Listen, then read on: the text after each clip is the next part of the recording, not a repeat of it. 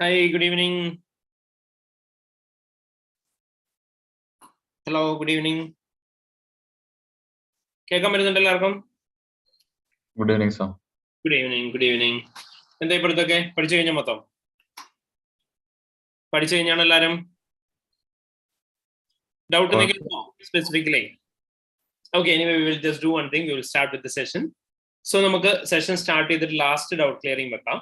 നിങ്ങൾക്ക് ഏതെങ്കിലും ഓൾറെഡി കഴിഞ്ഞ ടോപ്പിക്കിനെ കുറിച്ച് എനിക്ക് സ്പെസിഫിക് ഡൗട്ട് ഉണ്ടെന്നുണ്ടെങ്കിൽ ആ സ്പെസിഫിക് ഡൗട്ട്സ് നമുക്ക് അപ്പം ഡിസ്കസ് ചെയ്ത് പോവാം. ഓക്കെ, സോ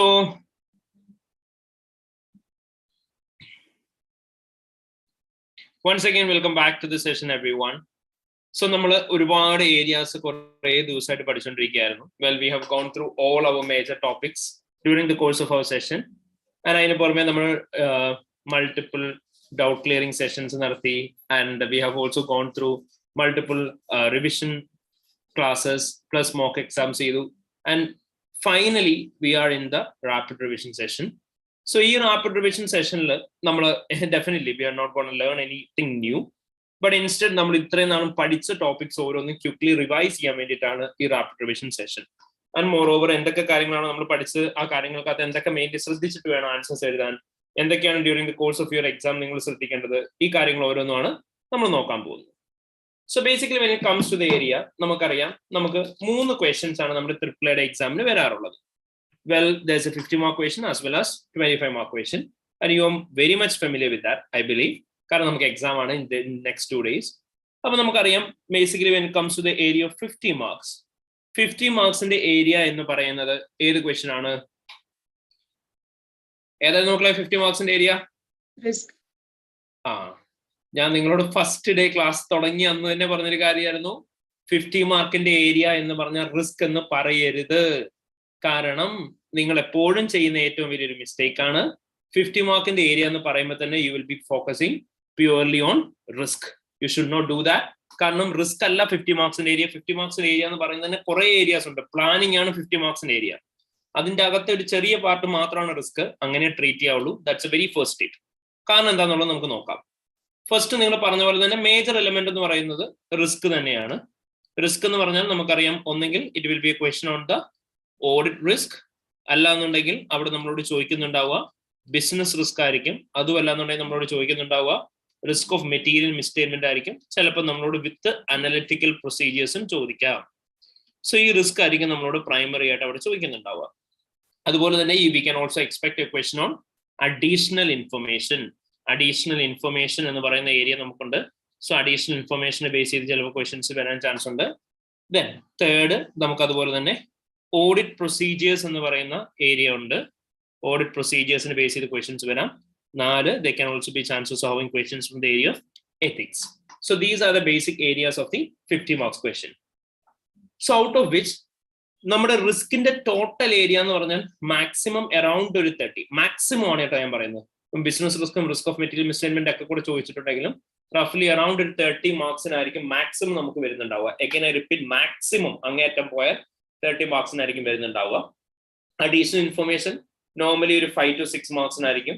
ഓഡിറ്റ് പ്രൊസീജിയേഴ്സ് 10 മാർക്കിനായിരിക്കും, വിച്ച് മീൻസ് 5 മാർക്കിന്റെ 2 ക്വസ്റ്റ്യൻസ് ആയിരിക്കും.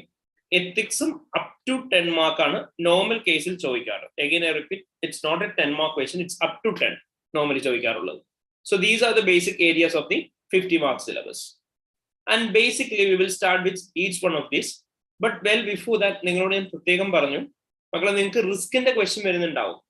പക്ഷെ എല്ലാവരും ചെയ്യുന്ന ഏറ്റവും വലിയൊരു മിസ്റ്റേക്ക് ആണ്, everyone used to spend time for risk, but 50 marks question എന്ന് പറയുമ്പോൾ തന്നെ റിസ്ക് ആണെന്നുള്ള ബേസിസിൽ അസ്യൂം ചെയ്തിട്ട് എന്തൊക്കെയോ ചെയ്യും, കുറെ ടൈം അവിടെ കളയും. You should not do that. എപ്പോഴും റിസ്ക് എന്ന് പറയുന്ന ഒരു ഏരിയ തന്നെയാണ്. പക്ഷെ ഹാഫ് ഓഫ് ദി മാർക്ക് റിസ്കിൽ നിന്ന് കിട്ടുന്നുണ്ടെങ്കിലും ബാക്കി half of the mark definitely കിട്ടുന്നുണ്ടാവുക അതർ ഏരിയാസിൽ നിന്നായിരിക്കും. So you have to spend only allowed time on the area of risk. ബാക്കിയുള്ള ടൈം ബാക്കിയുള്ള ഏരിയസിലേക്ക് ഫോക്കസ് ചെയ്യുക. As we always use to hear from our basic papers, 1.8 minutes ആണ് per mark നമുക്കുള്ളത്. അപ്പൊ അതുകൊണ്ട് തന്നെ നിങ്ങൾ എപ്പോഴും 30 മാർക്ക് ക്വസ്റ്റ്യൻ ആണ് 30 into 1.8, 20 മാർക്ക് ക്വസ്റ്റ്യൻ ആണ് 20 into 1.8, that is 36 minutes. Maximum 36 minutes ഇതിന് വേണ്ടിയിട്ട് കൊടുക്കാവുള്ളൂ, അതിൽ കൂടുതൽ കൊടുക്കരുത്. Okay, and now we will look it into each of these areas. So risk എന്ന് പറയുമ്പോൾ തന്നെ നമുക്കറിയാം മെയിൻലി റിസ്കിനകത്ത് ഏറ്റവും കൂടുതൽ ചോദിക്കാൻ ചാൻസ് ഉള്ളത് നോർമൽ കേസിൽ വന്നു കഴിയുമ്പോഴത്തേനും ഓഡിറ്റ് റിസ്ക് ആയിരിക്കും. And when you are getting a question on the audit റിസ്കിനെ കുറിച്ച് എഴുതുമ്പോൾ തന്നെ നമുക്ക് രണ്ട് രീതിയിലുള്ള റിസ്കിന്റെ സിനാരിയോസ് വരാറുണ്ട്. ഒന്ന് ജനറൽ ആയിട്ടുള്ള റിസ്ക് വരാറുണ്ട്, രണ്ട് റിസ്ക് വിത്ത് അക്കൗണ്ടിങ് ട്രീറ്റ്മെന്റും വരാറുണ്ട്. സോ കൺസിഡർ ദാറ്റ് നമുക്ക് റിസ്ക് വിത്ത് അക്കൗണ്ടിങ് ട്രീറ്റ്മെന്റ് തന്നെ. സോ റിസ്ക് വിത്ത് അക്കൗണ്ടിങ് ട്രീറ്റ്മെന്റിന്റെ ആൻസേഴ്സ് എഴുതുമ്പോൾ ആദ്യമേ നമ്മൾ അവിടെ എഴുതേണ്ടത് എന്തായിരുന്നു? We have to clearly specify the materiality of the item. രണ്ടാമതായിട്ട് നമ്മൾ എന്തായിരുന്നു പറയേണ്ടത്? എന്താണോ അവിടെ ശരിക്കുമുള്ള അക്കൗണ്ടിങ് ട്രീറ്റ്മെന്റ് എന്താന്നുള്ള കാര്യം പറയണം. മൂന്നാമതായിട്ട് അവിടെ എന്തായിരുന്നു പറയേണ്ടത്? വാട്ട് വിൽ ഗോ റോങ് അല്ലെങ്കിൽ വാട്ട് വെൻ റോങ്, എന്താണ് അവിടെ തെറ്റായിട്ട് സംഭവിച്ചെന്നുള്ള കാര്യം പറയാ. നാലാമതായിട്ട് ഇമ്പാക്ട് ഓൺ എഫേർട്സ്, ഈ ഒരു പർട്ടിക്കുലർ റിസ്ക് കാരണം കൊണ്ട് ഫിനാൻഷ്യൽ സ്റ്റേറ്റ്മെന്റ്സിനകത്ത് എന്ത് ഇമ്പാക്ട് ആണ് വന്നത്, ആ ഇമ്പാക്ട് എന്താണെന്നുള്ള കാര്യം ക്ലിയർലി സ്പെസിഫൈ ചെയ്യണം. So again I repeat, risk നിങ്ങൾ എഴുതുന്ന സമയത്ത് മെയിൻലി എന്തൊക്കെ കാര്യങ്ങളായിരുന്നു പറയേണ്ടത്? ആദ്യം മെറ്റീരിയാലിറ്റി എത്രയാന്നുള്ള കാര്യം പറയാ, ദെൻ അക്കൗണ്ടിങ് ട്രീറ്റ്മെന്റ് എന്താണെന്നുള്ളത് ക്ലിയർലി സ്പെസിഫൈ ചെയ്യണം, അവിടെ എന്താണ് തെറ്റായിട്ട് സംഭവിച്ചതെന്ന് പറയാ, ഇമ്പാക്ട് ഓൺ എഫേർട്സ് എന്താണ് വരുന്നതെന്നുള്ള കാര്യം പറയണം. ഇനി മെറ്റീരിയാലിറ്റിനെ കുറിച്ച് പറയുന്ന സമയത്ത് നമുക്കറിയാം മെയിൻലി നമ്മൾ 3 രീതിയിലാണ് മെറ്റീരിയാലിറ്റി ട്രീറ്റ് ചെയ്യുന്നുണ്ടാവുക. ഒന്ന് SOFPയുടെ ബേസിസിൽ ട്രീറ്റ് ചെയ്യാം, SOPLന്റെ ബേസിസിൽ ട്രീറ്റ് ചെയ്യാം, നേച്ചറിന്റെ ബേസിസിലും മെറ്റീരിയാലിറ്റി ട്രീറ്റ് ചെയ്യാനായിട്ട് പറ്റും. SOFPയുടെ ബേസിസിൽ എന്ന് പറയുമ്പോൾ ഏതിന്റെയൊക്കെയായിരുന്നു മക്കളെ നമ്മൾ കൺസിഡർ ചെയ്യുന്നോണ്ടിരുന്നത്? ഓർമ്മയുണ്ടോ? ഏതൊക്കെയായിരുന്നു? ടോട്ടൽ അസറ്റും നെറ്റ് അസറ്റും. ടോട്ടൽ അസറ്റിന് എത്ര പെർസെന്റേജ് ആയിരുന്നു? 1%. നെറ്റ് അസറ്റ്സിന്റെ 2%. SOPLന്റെ ബേസിസ് നമ്മൾ കാൽക്കുലേറ്റ് ചെയ്യുമ്പോൾ നമുക്ക് പ്രോഫിറ്റിന്റെ ബേസിസിൽ എടുക്കാം, ഗ്രോസ് പ്രോഫിറ്റിന്റെ ബേസിസിൽ എടുക്കാം, അതേപോലെ തന്നെ നമുക്ക് റവന്യൂന്റെ ബേസിസിൽ എടുക്കാം. പ്രോഫിറ്റിന്റെ ആണെങ്കിൽ 5% ആണ് നമ്മൾ എടുത്തോണ്ടിരുന്നത്, ഗ്രോസ് പ്രോഫിറ്റിന്റെ 0.5, റവന്യൂന്റെയും 0.5% ആയിരിക്കും നമ്മൾ കൺസിഡർ ചെയ്യുന്നുണ്ടാവുക. ആൻഡ് ബൈ നേച്ചർ നമ്മൾ മെറ്റീരിയാലിറ്റി ട്രീറ്റ് ചെയ്യുകയാണെങ്കിൽ ബൈ നേച്ചർ നമ്മൾ എങ്ങനെയായിരിക്കും ട്രീറ്റ് ചെയ്യുന്നുണ്ടാവുക? നമ്മൾ റിലേറ്റഡ് പാർട്ടി ട്രാൻസാക്ഷൻസ് നോക്കും, ട്രാൻസാക്ഷൻ വിത്ത് മാനേജ്മെന്റ്, ട്രാൻസാക്ഷൻ വിത്ത് അസോസിയേറ്റ്, ജോയിന്റ് വെഞ്ചർ, ഇങ്ങനെയുള്ള കാര്യങ്ങൾ നോക്കുന്നുണ്ടാവും. ഓൺ ദ അതർ ഹാൻഡ് അല്ലാന്നുണ്ടെങ്കിൽ നമ്മൾ അവിടെ നോക്കുന്നുണ്ടാവും എന്തായിരിക്കും? We will also be looking after issues that might affect the going concern of the company. അപ്പൊ ഇങ്ങനെയായിരിക്കും മെറ്റീരിയാലിറ്റി നേച്ചറിന്റെ ബേസിസ് നമ്മൾ കൺസിഡർ ചെയ്യുന്നുണ്ടാവുക. സോ ഇങ്ങനെ മെറ്റീരിയാലിറ്റി നിങ്ങൾ കാൽക്കുലേറ്റ് ചെയ്യുക ഏതെങ്കിലും എലമെന്റിന്റെ ബേസിസിൽ. Suppose if the misstatement is 2000, അങ്ങനെയാണെങ്കിൽ 2000 ഡിവൈഡഡ് ബൈ ടോട്ടൽ അസറ്റിന്റെ എമൗണ്ട് എടുക്കുക, ഇൻറ്റു 100 ചെയ്യുക. If it comes more than 1%, that amount is material. അങ്ങനെയായിരിക്കും നമ്മൾ ഈ ഓരോ എമൗണ്ട്സിനെയും മെറ്റീരിയാലിറ്റി ട്രീറ്റ് ചെയ്തിട്ടുണ്ടാവുക. So this is how we will be checking each of the materiality of the amounts that we have mentioned. അതിന്റെ ഒരു example ആയിട്ട് പറയുകയാണെന്നുണ്ടെങ്കിൽ നമ്മൾ നേരത്തെ ക്ലാസ് ഡിസ്കസ് ചെയ്ത് തന്നെ പറയാം.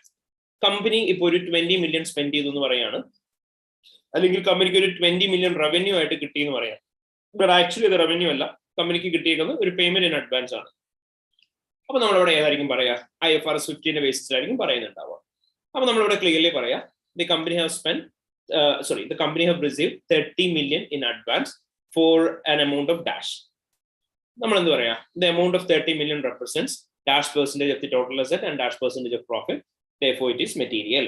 As per IFRS 15, revenue from contracts with customers, revenue should be recognized only when the performance obligations are being satisfied till the date on which the revenue should be treated as an amount of deferred income. However, there can be chances that the company might not have treated it appropriately, leading to material misstatements in the financial statements. ഇതായിരിക്കും നമ്മൾ പറയുന്നുണ്ടാവുക. So ഇങ്ങനെയായിരിക്കും risk with accounting treatment നമ്മൾ പറയേണ്ടത്. ഇനി ഇത് കഴിഞ്ഞു കഴിഞ്ഞാൽ നമുക്ക് അവിടെ ഉള്ള ഒരു ഓൾട്ടർനേറ്റീവ് ഓപ്ഷൻ ആണ് റിസ്ക് വിത്ത് അക്കൗണ്ടിങ് ട്രീറ്റ്മെന്റ് പോലെ തന്നെ നമുക്ക് സിനാരിയോയ്ക്കകത്തുനിന്ന് we will be also be able to pick general risk. General risk എന്ന് പറയുമ്പോൾ അവിടെ അക്കൗണ്ടിങ് ട്രീറ്റ്മെന്റോ കാര്യങ്ങളോ ഒന്നും ഉണ്ടാവില്ല. പകരം ജനറൽ റിസ്ക് എന്ന് പറയുമ്പോൾ അവിടെ ഉണ്ടാവുന്ന എന്ത് മാത്രമായിരിക്കും? There can be chances of having a possibility for identifying the risk. രണ്ടാമതായിട്ട് ആ റിസ്ക് എന്താന്നുള്ള കാര്യം എക്സ്പ്ലെയിൻ ചെയ്യുക. മൂന്നാമതായിട്ട് ആ റിസ്ക് കാരണം കൊണ്ട് ക്രിയേറ്റഡ് ആയിരിക്കുന്ന ഓവറോൾ ഇമ്പാക്ട് എന്താണ്, ഫിനാൻഷ്യൽ സ്റ്റേറ്റ്മെന്റ്സിന് മേലെ വന്നേക്കുന്ന overall impact on financial statements എന്താന്നുള്ളത് മെൻഷൻ ചെയ്യുക. ഇങ്ങനെയായിരിക്കും നമുക്ക് ജനറൽ റിസ്ക് കിട്ടുന്നുണ്ടാവുക. So basically when it comes to risk, ഒരു എക്സാമ്പിൾ ആയിട്ട് പറയുകയാണെന്നുണ്ടെങ്കിൽ നമ്മൾ ഇങ്ങനെയായിരിക്കും പറയുന്നുണ്ടാവുക. ഐഡന്റിഫിക്കേഷൻ ആദ്യമേ പറയാം. കമ്പനി ന്യൂ ഫിനാൻസ് ഡയറക്ടറിനെ അപ്പോയിന്റ് ചെയ്തെന്ന് പറയും. അപ്പൊ നമ്മൾ എന്ത് പറയാം? The company have appointed a new finance director. Therefore, there can be chances that the new finance director might not be having adequate amount of knowledge with regarding the accounting areas, and in case if they lack knowledge, it may lead to material mistakes in the financial statements. ഇതാണ് general risk. അല്ലാന്നുണ്ടെങ്കിൽ നിങ്ങളോട് പറയുന്ന കമ്പനിയുടെ internal control system week ആണ്. അപ്പൊ നമ്മൾ എന്ത് പറയണം? The internal control system of the company is weak. Therefore, there can be chances that there can be possibilities of having fraudulent transactions. In addition to this, there will also be possibilities of having fictitious customers and suppliers, which might result in material mistakes in the financial statements. എന്ന് പറയുന്നതാണ് general risk. അപ്പൊ general റിസ്കിന്റെ കേസിൽ just identification എഴുതുക, explanation എഴുതുക, overall impact on FS എന്താണ് വരുന്നത്, ആ overall impact on FS എന്താണെന്നുള്ള കാര്യം ക്ലിയർലി സ്പെസിഫൈ ചെയ്ത് പറയാം. So this is how you have to provide risk. ഇങ്ങനെയായിരിക്കും നമ്മൾ ഓരോ റിസ്കിന്റെയും ആൻസേഴ്സ് എഴുതുന്നുണ്ടാവുക. ഇനി നമ്മളിപ്പോ പറഞ്ഞ എല്ലാം ഓഡിറ്റ് റിസ്കുകളാണിത്. ഇനി ഈ ഓഡിറ്റ് റിസ്കിന് പുറമെ നമ്മളോട് എപ്പോഴും ചോദിക്കാറുള്ളതാണ് ബിസിനസ് റിസ്ക്. ജനറലി നമുക്ക് എപ്പോഴും ബിസിനസ് റിസ്കിന്റെ ക്വസ്റ്റ്യൻസ് വരാറുണ്ട്. So basically when it comes to the area of business risk, അവിടെ നമുക്കുള്ളത് എന്ത് മാത്രമായിരിക്കും? ഫസ്റ്റ് ഓഫ് ഓൾ നമുക്ക് എന്തൊക്കെയാണ് ബിസിനസ് റിസ്ക് ഉള്ളത്, ആ ബിസിനസ് റിസ്കുകൾ ഓരോന്നും നമ്മൾ ഐഡന്റിഫൈ ചെയ്യുന്നുണ്ടാവണം. ബിസിനസ് റിസ്ക് ഐഡന്റിഫൈ ചെയ്തതിനു ശേഷം ബിസിനസ് റിസ്ക് എന്തുകൊണ്ടാണ് അതൊരു ബിസിനസ് റിസ്ക് ആയെന്നുള്ള കാര്യം എക്സ്പ്ലെയിൻ ചെയ്യണം. ഫൈനലി ആ ബിസിനസ് റിസ്ക് കാരണം കൊണ്ട് എന്താണ് ഇമ്പാക്ട് വന്നേക്കുന്നത് എന്നുള്ള കാര്യവും നമ്മൾ പറയണം. ഹൗഎവർ ഓഡിറ്റ് റിസ്ക്കും ബിസിനസ് റിസ്ക്കും തമ്മിലുള്ള മേജർ ഡിഫറൻസ് എന്താണെന്ന് ചോദിച്ചാൽ നമ്മളിപ്പോൾ പറഞ്ഞ കാര്യം തന്നെയാണ്, ഇമ്പാക്ട്. കാരണം ബിസിനസ് റിസ്കിൽ നമ്മൾ ഇമ്പാക്ട് എഴുതുന്ന സമയത്ത് നമ്മൾ ഇമ്പാക്ട് ഓൺ എഫ്എസ് അല്ല എഴുതുക, പകരം impact on profit or margin, കമ്പനിയുടെ പ്രോഫിറ്റ് അല്ലെങ്കിൽ മാർജിന്റെ മേലെ വന്ന ഇമ്പാക്ട് എന്താണ്? What is the impact over the company's cash flows, cash ഫ്ലോയുടെ മേലെ വന്നേക്കുന്ന ഇമ്പാക്ട് എന്താണ്? What is the impact over the company's revenue, what is the impact over the company's reputation, what is the impact over the company's goodwill. ഇതൊക്കെ ആയിരിക്കും നമ്മൾ impact ആയിട്ട് പറയുന്നുണ്ടാവുക. അപ്പോൾ clearly അത് ശ്രദ്ധിച്ച് നോക്കുക. ഇപ്പോ നമ്മളോട് പറയാണ് കമ്പനിക്ക് ഒരു ഫോറിൻ സപ്ലയർ ഉണ്ടെന്ന് പറഞ്ഞു. അപ്പോൾ നമ്മൾ പറയാണ് the company has got a foreign supplier whereby all the products for the company's production are being supplied by foreign supplier. Therefore, there can be chances that in case of disruption in the transportation, the company will not be able to receive the products on time. And in case if the products are not received on time, due to the lack of raw material, the company will not be able to carry out their production. The production will be halted and they won't be able to meet customer demands, which might result in loss of revenue for the company, in addition to which it might also affect the goodwill of the company. എന്ന് പറയുന്നതാണ് business risk. So business റിസ്കിന്റെ അത് specifically accounting ട്രീറ്റ്മെന്റ്സോ കാര്യങ്ങളോ ഒന്നുമില്ല. കാരണം business risk എന്ന് പറയുമ്പോൾ തന്നെ നമുക്കറിയാം ഒരു കമ്പനിയുടെ ഒബ്ജക്റ്റീവ്സ് എന്തൊക്കെയാണോ അല്ലെങ്കിൽ ആ കമ്പനിയുടെ സ്ട്രാറ്റജീസ് എന്തൊക്കെയാണോ ആ ഒബ്ജക്റ്റീവ്സ് അച്ചീവ് ചെയ്യാൻ പറ്റാത്തതിനെ അല്ലെങ്കിൽ സ്ട്രാറ്റജി എക്സിക്യൂട്ട് ചെയ്യാൻ പറ്റാത്തതിനെയാണ് നമ്മൾ ബിസിനസ് റിസ്ക് എന്ന് വിളിക്കുക. അപ്പൊ അതുകൊണ്ട് തന്നെ ഇങ്ങനെ എഫക്ട് ചെയ്യുന്ന കാര്യങ്ങൾ എന്തൊക്കെയാണോ ആ കാര്യങ്ങൾ ഓരോന്നിനും നമുക്ക് എന്ത് ചെയ്യാം, ബിസിനസ് റിസ്ക് എന്നുള്ള രീതിയിൽ തന്നെ നമുക്ക് പറഞ്ഞു വെക്കാം. So these are just pure assumptions. അപ്പം ബിസിനസ് റിസ്ക് അസ്യൂം ചെയ്തിട്ട് തന്നെ നിങ്ങൾ എഴുതണം. നമ്മൾ കുറെ ബിസിനസ് റിസ്കുകൾ ഡിസ്കസ് ചെയ്തിരുന്നു. ആ ബിസിനസ് റിസ്കുകളൊക്കെ കൺസിഡർ ചെയ്യുക. ഇപ്പം ഫസ്റ്റ് ടൈം എവർ ആരെയും ക്ലാസ്സസ് അറ്റൻഡ് ചെയ്യുന്നുണ്ടെന്നുണ്ടെങ്കിൽ നിങ്ങൾക്ക് ഓൾറെഡി നമ്മുടെ എക്സലൻസിന്റെ ആപ്ലിക്കേഷൻ്റെ അത് ഫുൾ ആക്സസ് തന്നിട്ടുണ്ടായിരുന്നു ട്രിപ്പിളയുടെ.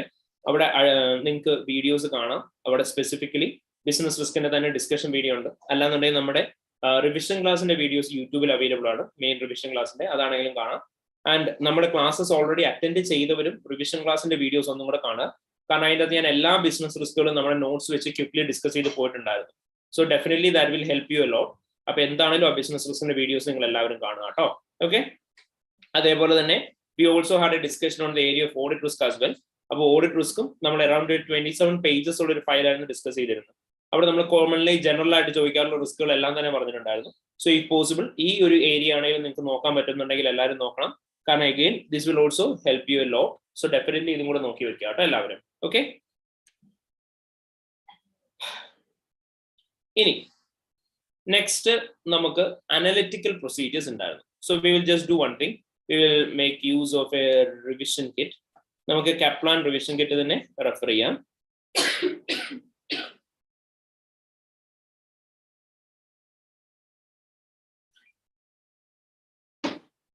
അനലിറ്റിക്കൽ പ്രൊസീജിയേഴ്സ് എന്ന് പറഞ്ഞിട്ട് നിങ്ങൾക്ക് ക്വസ്റ്റ്യൻസ് വരുമ്പോൾ നിങ്ങൾ ഏറ്റവും മെയിൻ ആയിട്ട് ശ്രദ്ധിക്കേണ്ടത് എന്താണെന്ന് ചോദിച്ചാൽ you have to calculate some set of ratios, you have to calculate some set of trend, അതായത് പ്രീവിയസ് ഇയറും കറണ്ട് ഇയറും തമ്മിൽ വന്നേക്കുന്ന മാറ്റങ്ങൾ. അതുപോലെ തന്നെ in addition to which you must also consider the possibilities of having a relationship between the P&L and the SOFP. ഈ കാര്യങ്ങൾ നിങ്ങൾ എപ്പോഴും പ്രത്യേകം ശ്രദ്ധിക്കണം.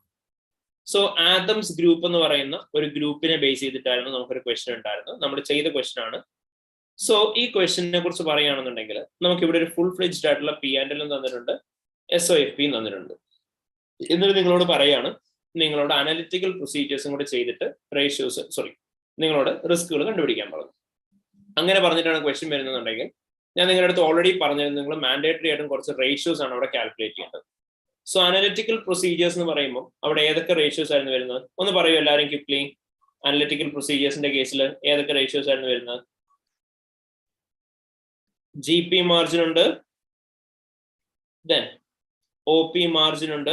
ഓക്കെ, ഞാൻ വേഗം പറഞ്ഞു പോവാം. GP മാർജിൻ കാൽക്കുലേറ്റ് ചെയ്യാം, OP മാർജിൻ കാൽക്കുലേറ്റ് ചെയ്യാം, കറന്റ് റേഷ്യോ കാൽക്കുലേറ്റ് ചെയ്യാം, ക്വിക്ക് റേഷ്യോ കാൽക്കുലേറ്റ് ചെയ്യാം, ഇൻട്രസ്റ്റ് കവർ റേഷ്യോ കാൽക്കുലേറ്റ് ചെയ്യാം, ഇഫക്റ്റീവ് ടാക്സ് റേറ്റ് കാൽക്കുലേറ്റ് ചെയ്യാം, റിസീവബിൾസ് ഡേയ്സും പേയബിൾസ് ഡേയ്സും ഇൻവെന്ററി ഡേയ്സും കാൽക്കുലേറ്റ് ചെയ്യാം. സോ ഈ റേഷ്യോസ് ഒക്കെയാണ് നിങ്ങൾ മെയിൻലി കാൽക്കുലേറ്റ് ചെയ്യേണ്ടത്. So you have to calculate all these ratios. എന്നിട്ട് എന്തൊക്കെയാണ് വേരിയൻസ് വന്നേക്കുന്നത് അതിനനുസരിച്ച് എഴുതാം. സേ ഫോർ എക്സാമ്പിൾ നമ്മൾ ഓൾറെഡി ഡിസ്കസ് ചെയ്തായിരുന്നതിനെ കുറിച്ച് റിസീവബിൾസ് ഡേയ്സ് ഭയങ്കരമായിട്ടും കൂടി. അങ്ങനെയാണ് നമുക്ക് എന്താ പറയാം, possibilities of having bad and doubtful debts ഉണ്ട്. സോ ഈ possibilities of having bad and doubtful debts ഉണ്ടെങ്കിൽ അതിന് വേണ്ടി പ്രൊവിഷൻ ക്രിയേറ്റ് ചെയ്യണം, അല്ലെങ്കിൽ bad and doubtful debts write off ചെയ്യണം. ചെയ്തിട്ടില്ല എന്നുണ്ടെങ്കിൽ നമ്മുടെ റിസീവ്സ് ബാലൻസ് ഓവർ സ്റ്റേറ്റഡ് ആയിരിക്കും എന്ന് നമുക്ക് പറയാം. നെക്സ്റ്റ് സെയിം ആസ് ദാറ്റ് നമ്മളോട് പറയുകയാണ് ഇൻവെന്ററി ഡേയ്സ് കൂടി. ഇൻവെന്ററി ഡേയ്സ് കൂടി കഴിഞ്ഞാൽ അവിടെ എന്തായിരുന്നു possibility of slow moving or obsolete inventory ആണ്. സോ സ്ലോ മൂവിംഗ് അല്ലെങ്കിൽ obsolete inventory we have to record it at the lower of cost or NRV. Risk എന്തായിരിക്കും? ചെയ്തിട്ടുണ്ടാവില്ല, value of inventory will be over stated. അതായിരിക്കും നമ്മൾ risk ആയിട്ട് പറയുന്നുണ്ടാവുക. അതുപോലെ തന്നെ GP മാർജിനും OP മാർജിനും തമ്മിലുള്ള റിലേഷൻ നോക്കണം. GP കൂടി, OP കറസ്പോണ്ടിങ്ങിൽ കൂടിയിട്ടുണ്ടോ? GP കൂടി പക്ഷെ OP കൂടിയിട്ടില്ല. GP കൂടുന്നതിനനുസരിച്ച് OP കൂടിയിട്ടില്ലെങ്കിൽ അവിടെ സിഗ്നിഫിക്കന്റ് ഇഷ്യൂസ് ഇല്ല. GP കുറഞ്ഞതിനനുസരിച്ച് OP കുറഞ്ഞിട്ടില്ലെങ്കിലും പ്രോബ്ലം ഇല്ല. നമുക്ക് എപ്പോഴും പ്രോബ്ലം വരുന്നത് എങ്ങനെയായിരിക്കും? GP മാർജിനും OP മാർജിനും ഇൻവേഴ്സ് ആയിട്ട് പോകുമ്പോൾ മാത്രമായിരിക്കും പ്രോബ്ലം വരുന്നുണ്ടാവുക. സോ നിങ്ങൾ പറയാ if the gross profit margin has been increase and the operating profit margin has been decreased, അങ്ങനെയാണ് എന്തായിരിക്കും പ്രോബ്ലം ഉണ്ടാവുക? Expenses need to be included as part of the cost of sales might have been misclassified into operating expenses. Cost of sales ആയിട്ട് കാണിക്കേണ്ടത് operating expense ആയിട്ട് മിസ്ക്ലാസിഫൈ ചെയ്തിട്ടുണ്ടാവും എന്നുള്ളതായിരിക്കും നമ്മൾ അവിടെ വരുന്ന റിസ്ക് എന്ന് പറയാം. സോ അങ്ങനെ അക്കോർഡിംഗ്ലി നിങ്ങൾ പറയാം. അപ്പോൾ ആദ്യമേ നിങ്ങൾ റേഷ്യോസ് കാൽക്കുലേറ്റ് ചെയ്യണം. റേഷ്യോസ് കാൽക്കുലേറ്റ് ചെയ്ത് നിങ്ങൾ ഇന്റർപ്രറ്റ് ചെയ്യാം. കാരണം ഓരോ റേഷ്യോസും കമ്പ്യൂട്ട് ചെയ്യുന്നതിന് നിങ്ങൾക്ക് ഹാഫ് മാർക്സ് വെച്ച് കിട്ടും.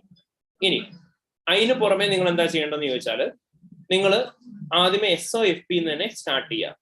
നിങ്ങൾ ആദ്യമേ നോക്കണം SOFP എടുത്തിട്ട് ഇവിടെ ട്രെൻഡ് എങ്ങനെയാണ് വന്നേക്കുന്നത്. ഇവിടെ നോക്കി കഴിഞ്ഞാൽ നിങ്ങൾക്ക് കാണാം PP കറണ്ട് ഇയറും പ്രയർ ഇയറിലും സെയിം ആണ്. അപ്പൊ നിങ്ങൾ ലോജിക്കലി ആലോചിച്ച് നോക്കുക, PP കറണ്ട് ഇയറും പ്രയർ ഇയറിലും സെയിം ആവോ? ഇല്ല, കാരണം നോർമലി ഡിപ്രിസിയേഷൻ വരേണ്ടതാണ്, വന്നിട്ടുണ്ടാവില്ല. അങ്ങനെയാണെന്നുണ്ടെങ്കിൽ അവിടെ എന്തായിരിക്കും റിസ്ക് വരുന്നുണ്ടാവുക നിങ്ങൾ പറയാം. നെക്സ്റ്റ് ഇതുണ്ട് investment property recognised at fair value IAS 40. Investment പ്രോപ്പർട്ടിക്കകത്ത് ഇൻക്രീസ് വന്നിട്ടുണ്ട്. 7,500 അത് എത്രയായി? 10,000 ആയി. So there is an increase of 2,500.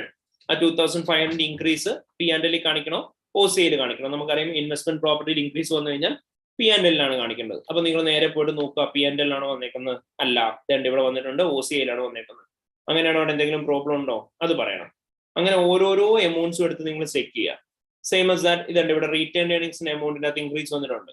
ഇപ്പൊ സേ ഫോർ എക്സാമ്പിൾ ഇവിടെ റീറ്റേൺ ഏർണിംഗ്സിൽ ഒരു 1,000 ആണ് ഇൻക്രീസ് വന്നതെന്ന് അസ്യൂം ചെയ്യും. കൃത്യം ഫിഗർ നോക്കേണ്ടത് നമുക്കിപ്പം 1,000 ആണ് ഇൻക്രീസ് വന്നേക്കുന്നുണ്ടെങ്കിൽ നിങ്ങൾ നോക്കണം ഈ പ്രോഫിറ്റ് 1,000 തന്നെയാണോ. ഇനി ഇവിടെ പ്രോഫിറ്റ് വന്നേക്കുന്നത് കറണ്ട് ഇയറിൽ 1,000 അല്ല, 9,700 ഉണ്ട്. അങ്ങനെയാണെങ്കിൽ ഇവിടെ സെയിം 9,700 തന്നെയായിരുന്നു ഇവിടെ വരേണ്ടിയിരുന്നത്. ഇവിടെ 9,700 ആണോ വന്നേക്കുന്നത് നോക്കാം. അല്ല, 9,300 വന്നിട്ടുള്ളൂ. അങ്ങനെയാണെങ്കിൽ ഒരു 400 കുറവുണ്ടെന്ന് മനസ്സിലായി. എപ്പോഴും ഓർത്ത് വെച്ചു P&Lന്റെ അകത്ത് പ്രോഫിറ്റ് എത്രയാണ് വന്നേക്കുന്നത് സെയിം എമൗണ്ട് തന്നെ വേണം ഇൻക്രീസ് ഇവിടെ വരാൻ. ആ ഇൻക്രീസ് ഇവിടെ വന്നിട്ടില്ല എന്നുണ്ടെങ്കിൽ അതിനർത്ഥം എന്തായിരിക്കും? ചാൻസസ് കമ്പനി വല്ല ഡിവിഡന്റ് ഇഷ്യൂ നടത്തിയിട്ടുണ്ടാവും. ഡിവിഡന്റ് ഇഷ്യൂ നടത്തി കഴിഞ്ഞാൽ എന്താ പ്രശ്നം? ആഡിക്വേറ്റ് എമൗണ്ട് ഓഫ് ഡിസ്ക്ലോഷേഴ്സ് കൊടുക്കേണ്ടി വരും. ഡിവിഡന്റുമായിട്ട് റിലേറ്റ് ചെയ്തിട്ട് റിസ്ക് എന്തായിരിക്കും? അവർ ആ ഡിസ്ക്ലോഷേഴ്സ് കൊടുത്തിട്ടുണ്ടാവില്ല. അങ്ങനെയാണെങ്കിൽ എമൗണ്ട് എന്തായിരിക്കും? നമ്മുടെ ഓവർ സ്റ്റേറ്റഡ് ആയിരിക്കും. അതായത് എമൗണ്ട് അല്ല, നമ്മുടെ ഡിസ്ക്ലോഷേഴ്സിന്റെ ഫിനാൻഷ്യൽ സ്റ്റേറ്റ്മെന്റ്സ് മെറ്റീരിയൽ എന്തായിരിക്കും? മിസ്സ്റ്റേറ്റഡ് ആയിരിക്കും. അതാണ് നമ്മുടെ റിസ്ക് എന്ന് പറയാം. So this is how you need to explain each of the risk. അപ്പം ഇവിടെ ഓരോന്നിന്റെയും റിലേഷൻ നോക്കാം. എഗെയിൻ ഇവിടെ നോക്കാം. ബാങ്ക് ലോണിന്റെ എമൗണ്ട് കൂടിയിട്ടുണ്ടോ എന്ന് നോക്കാം. കൂടിയിട്ടില്ല. അങ്ങനെയാണെങ്കിൽ ഇൻട്രസ്റ്റിന്റെ അകത്ത് മാറ്റം വരരുത്. ഇൻക്രീസ് കുറയാനോ കൂടാനോ പാടില്ല. അപ്പൊ നിങ്ങൾ എന്ത് ചെയ്യണം? P&Lനകത്ത് ഫിനാൻസ് കോസ്റ്റ് പോയിട്ട് നോക്കുക. ഫിനാൻസ് കോസ്റ്റ് കുറയോ കൂടുകയോ ചെയ്തിട്ടുണ്ടോ എന്നുള്ള കാര്യം.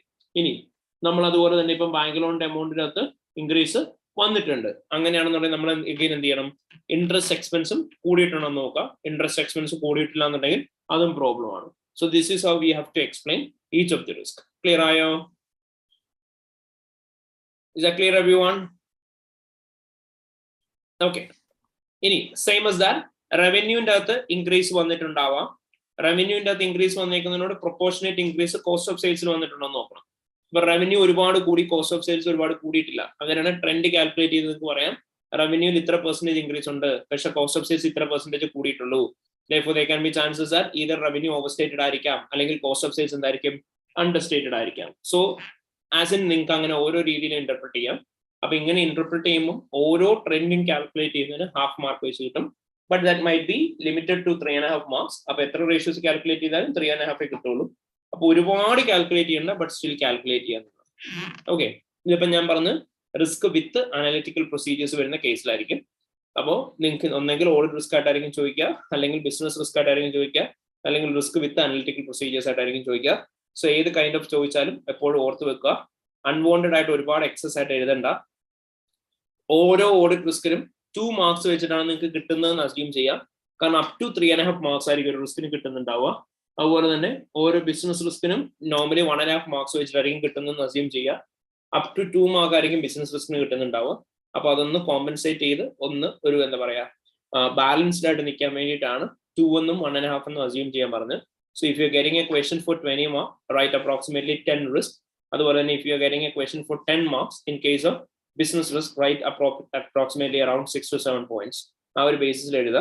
അതിൽ കൂടുതൽ എക്സസ് ആയിട്ട് ടൈം സ്പെൻഡ് ചെയ്യരുത്, because unnecessary you will lose time.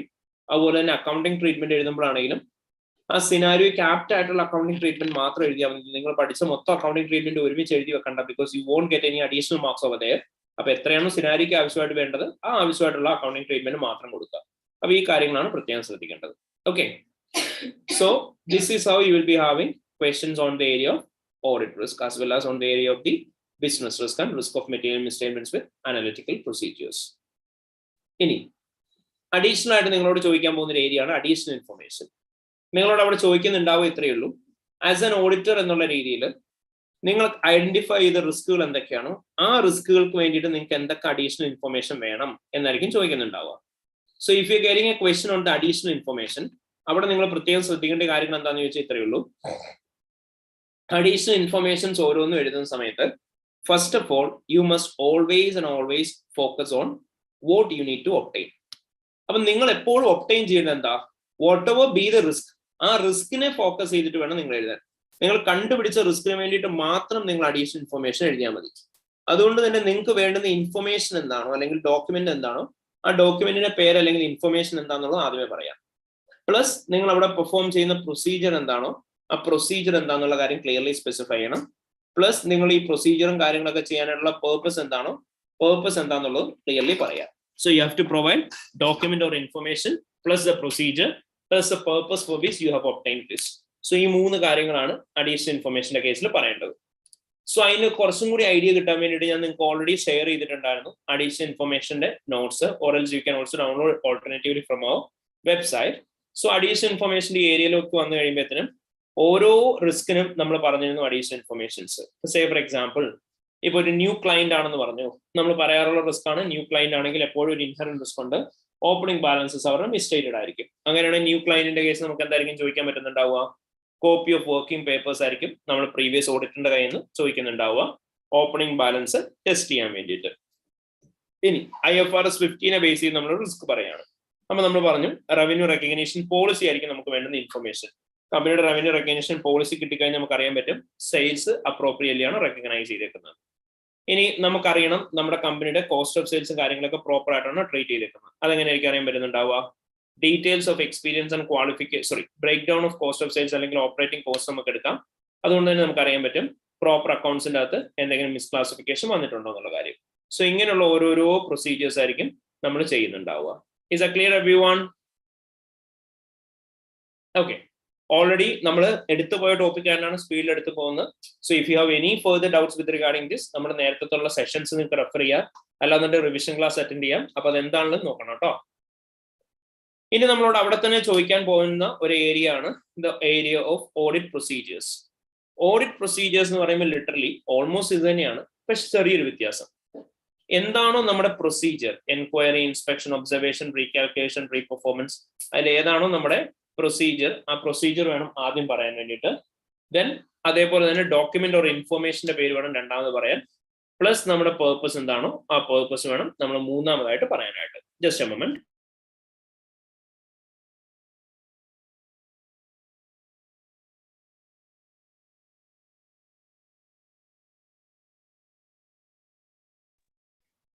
So procedure എടുക്കുക, ഡോക്യുമെന്റ് അല്ലെങ്കിൽ ഇൻഫോർമേഷന്റെ പേര് എടുക്കുക, എന്താണ് നമ്മുടെ പേർപ്പസ് അത് നമ്മൾ ക്ലിയർലി സ്പെസിഫൈ ചെയ്യുന്നുണ്ടാവണം.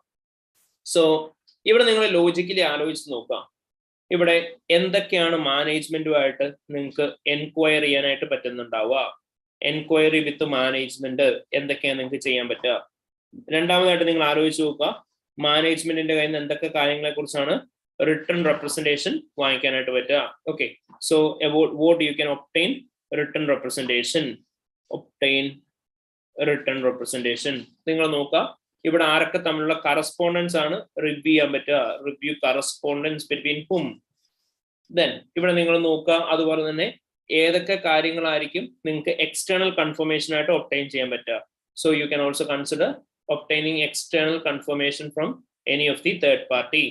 ദെൻ നിങ്ങൾ നോക്കണം ഇവിടെ എന്തൊക്കെ കാര്യങ്ങളാണ് റീകാൽക്കുലേറ്റ് ചെയ്യാൻ പറ്റുക അല്ലെങ്കിൽ റീപെർഫോം ചെയ്യാൻ പറ്റുന്നുണ്ടാവുക. നെക്സ്റ്റ് നിങ്ങൾ ആലോചിച്ച് നോക്കുക, ഇവിടെ എന്തൊക്കെ കാര്യങ്ങളാണ് അനലിറ്റിക്കൽ പ്രൊസീജിയേഴ്സ് ആയിട്ട് പെർഫോം ചെയ്യാൻ പറ്റുക. അനലിറ്റിക്കൽ പ്രൊസീജിയേഴ്സ് എന്തൊക്കെയായിരിക്കും ചെയ്യാൻ പറ്റുന്നുണ്ടാവുക നോക്കുക. അടുത്തായിട്ട് അതുപോലെ തന്നെ നിങ്ങൾ നോക്കണം, ഇവിടെ ഏതൊക്കെ കാര്യങ്ങളായിരിക്കും നിങ്ങൾക്ക് എഗ്രി ചെയ്യാൻ പറ്റുക with supporting documents. With the supporting documents agree ചെയ്യാൻ പറ്റുന്ന എന്തൊക്കെയാണെന്ന് നോക്കുക. ദെൻ ഇവിടെ എന്തൊക്കെ തരത്തിലുള്ള റിവ്യൂസ് ആണ് നടത്താൻ പറ്റുക. Review of notes to financial statements ഏതൊക്കെയായിരിക്കും നിങ്ങൾക്ക് ചെയ്യാൻ പറ്റുന്നുണ്ടാവുക. ദെൻ നിങ്ങൾക്ക് ഇവിടെ എന്തൊക്കെ ബോർഡ് മിനിറ്റ്സ് ആയിരിക്കും ഇൻസ്പെക്ട് ചെയ്യാൻ പറ്റുക. ഇൻസ്പെക്ട് ബോർഡ് മിനിറ്റ്സ് എന്തിനു വേണ്ടിയിട്ടാണ് ബോർഡ് മിനിറ്റ്സ്. ഇങ്ങനെയുള്ള ഓരോരോ കാര്യങ്ങളും നോക്കുക. ക്ലിയർലി നമ്മൾ പഠിച്ചിട്ടുണ്ടായിരുന്നായിരുന്നു when it comes to the area of audit procedures. അപ്പൊ നിങ്ങൾ സിനാരിയോനെ ബേസ് ചെയ്ത് നോക്കുക. ഓക്കെ, ഇതാണ് സിനാരിയോ. അങ്ങനെയാണ് എനിക്ക് ഇവിടെ എന്താ എൻക്വയറി ചെയ്യാൻ പറ്റുന്നത്. ഇവിടെ എന്ത് തരത്തിലുള്ള മാനേജ്മെന്റുമായിട്ടുള്ള ഡിസ്കഷൻ ആയിരിക്കും നടത്താൻ പറ്റുക. ആരൊക്കെ തമ്മിലുള്ള ഡിസ്കഷൻസ് നോക്കാം. എക്സ്റ്റേണൽ കൺഫർമേഷൻ എന്തിനെ കുറിച്ചൊക്കെ വാങ്ങിക്കാൻ പറ്റും. ദെൻ റീകാൽക്കുലേറ്റ് ചെയ്യാൻ പറ്റുന്ന എന്തൊക്കെയാണ്, റീപെർഫോം ചെയ്യാൻ പറ്റുന്ന എന്തൊക്കെയാണ്, അനലിറ്റിക്കൽ പ്രൊസീജിയേഴ്സ് എന്തൊക്കെയായിട്ട് റിലേറ്റ് ചെയ്യാൻ പറ്റും, സപ്പോർട്ടിംഗ് ഡോക്യുമെന്റ്സ് എന്തൊക്കെ എഗ്രി ചെയ്ത് നോക്കാം. ദെൻ ഫിനാൻഷ്യൽ സ്റ്റേറ്റ്മെന്റ്സ് നമുക്ക് എന്തിനു റിവ്യൂ ചെയ്യാം. ഇൻസ്പെക്ട് ബോർഡ് മീൻസ് എന്തിനു വേണ്ടിയിട്ടാണ് നടത്തുന്നത്. സോ ഇപ്പൊ ക്ലിയർലി ഇവിടെ ഞാൻ പറഞ്ഞതെല്ലാം എന്താണ്, പ്രൊസീജിയറും ഡോക്യുമെന്റും ആണ്. സിനാരിയോനെ ബേസ് ചെയ്തിട്ട് എന്നിട്ട് എന്ത് എഴുതണം, പർപ്പസ് എന്താണോ ആ ഓരോ പർപ്പസും സിനാരിയോനെ ബേസ് ചെയ്ത് നിങ്ങൾ എഴുതി പോകണം. So that is what you need to do. You have to write the purpose in case of each of these scenarios. So that is what you need to do. Clear, Ayo? Is that clear, everyone? Okay. Yes, sir. So, ഇവിടെ ഹരികൃഷ്ണൻ നമ്മൾ assertion specific ആയിട്ട് എഴുതണമെന്ന് ചോദിച്ചാൽ to be frank വേണ്ട. ഇവിടെ assertion അല്ല എഴുതേണ്ടത്, purpose ആണ് എഴുതേണ്ടത്. Assertion is one among the purpose, അത്രയേ ഉള്ളൂ. അതും ക്ലിയർലി അസേർഷൻ തന്നെ എഴുതണം എന്നില്ല കേട്ടോ. അതായത് you can review the post year and transactions in order to confirm the cut off എന്ന് പറയണ്ട. In order to ensure that the transactions are record in the correct accounting period. ഇനി അതുപോലെ തന്നെ ഇത് കൂടെ എന്താ പറയാ, review obtain break down of cost of sales and operating expenses in order to ensure the classification എന്ന് പറയണ്ട. അപ്പൊ അവരെന്ത് ചെയ്യാം, in order to ensure that the transactions are record in the correct accounting head. അപ്പം ആ ഒരു അസേർഷന്റെ meaning എന്താണോ, assertion specific meaning ആണെങ്കിലും പറഞ്ഞാൽ മതി. അസേർഷൻ തന്നെ പറയണമെന്നില്ല. Say for example, discuss with the management the rationale on the basis of which they have created the provision in order to confirm they are reasonable, അല്ലെങ്കിൽ in order to confirm they are in accordance with standards എന്ന് പറഞ്ഞാലും മതി. അപ്പം എന്താണ് നമ്മുടെ purpose, ആ purpose clearly specify ചെയ്യുക. അപ്പൊ സിനാരിയോയ്ക്ക് അത് വായിച്ച് നോക്കുക, എന്താണ് നമുക്ക് പ്രൂവ് ചെയ്യേണ്ടത്. സോ എന്താണ് നിങ്ങൾ പ്രൂവ് ചെയ്യുന്നത് ചെയ്ത പ്രൊസീജിയർ വഴി, അത് മാത്രമാണ് നിങ്ങൾ അവിടെ സ്പെസിഫൈ ചെയ്യേണ്ടത്. മനസ്സിലായോ? Okay, so this is how you have to provide the answers for audit procedures. ഇനി ഓഡിറ്റ് പ്രൊസീജിയേഴ്സ് കഴിഞ്ഞു കഴിഞ്ഞിട്ടുണ്ടെങ്കിൽ നമുക്ക് മെയിൻലി വരാനുള്ള ഏരിയ ആണ് ethics. Basically we will be having questions on ethics from both the 25 marks area as well as in the 50 marks area. That too in both 25 marks area or ethics and areas ചോദിക്കാൻ chance ഉണ്ട്. So ethics എന്ന question വരികയാണെന്നുണ്ടെങ്കിൽ നിങ്ങൾ അവിടെ പ്രത്യേകം ശ്രദ്ധിക്കേണ്ട എന്താണെന്ന് ചോദിച്ചാൽ ഇത്രയേ ഉള്ളൂ, എത്തിക്കൽ ത്രെട്ട് എന്താണ് എന്ന് ഐഡന്റിഫൈ ചെയ്യണം. നിങ്ങൾ എത്തിക്സിന്റെ ഓരോ ആൻസേഴ്സ് എഴുതുമ്പോൾ ഫസ്റ്റ് ഓഫ് ഓൾ ഏതാണോ എത്തിക്കൽ ത്രെട്ട്, ആ എത്തിക്കൽ ത്രെട്ട് എന്താണെന്നുള്ള കാര്യം ഐഡന്റിഫൈ ചെയ്യുക. രണ്ടാമതായിട്ട് അത് എന്തുകൊണ്ടാണ് ത്രെട്ടായെന്നുള്ള കാര്യം നിങ്ങൾ എക്സ്പ്ലെയിൻ ചെയ്യണം. മൂന്നാമതായിട്ട് ത്രെട്ടിന്റെ കൂട്ടത്തിൽ എപ്പോഴും ഓർത്ത് വെച്ചോ, ഒരിക്കലും മറക്കരുത്, എവിടെ ത്രെട്ട് എഴുതിയാലും നിങ്ങൾ സേഫ് ഗാർഡ് എഴുതുന്നുണ്ടാവണം. ഒരിക്കലും സേഫ് ഗാർഡ്സ് എഴുതാൻ വിട്ടുപോകരുത്. Whenever you write a threat, എപ്പോഴും അവിടെ സേഫ് ഗാർഡ്സും കൂടി ക്ലിയർലി പ്രൊവൈഡ് ചെയ്യുന്നുണ്ടാവണം.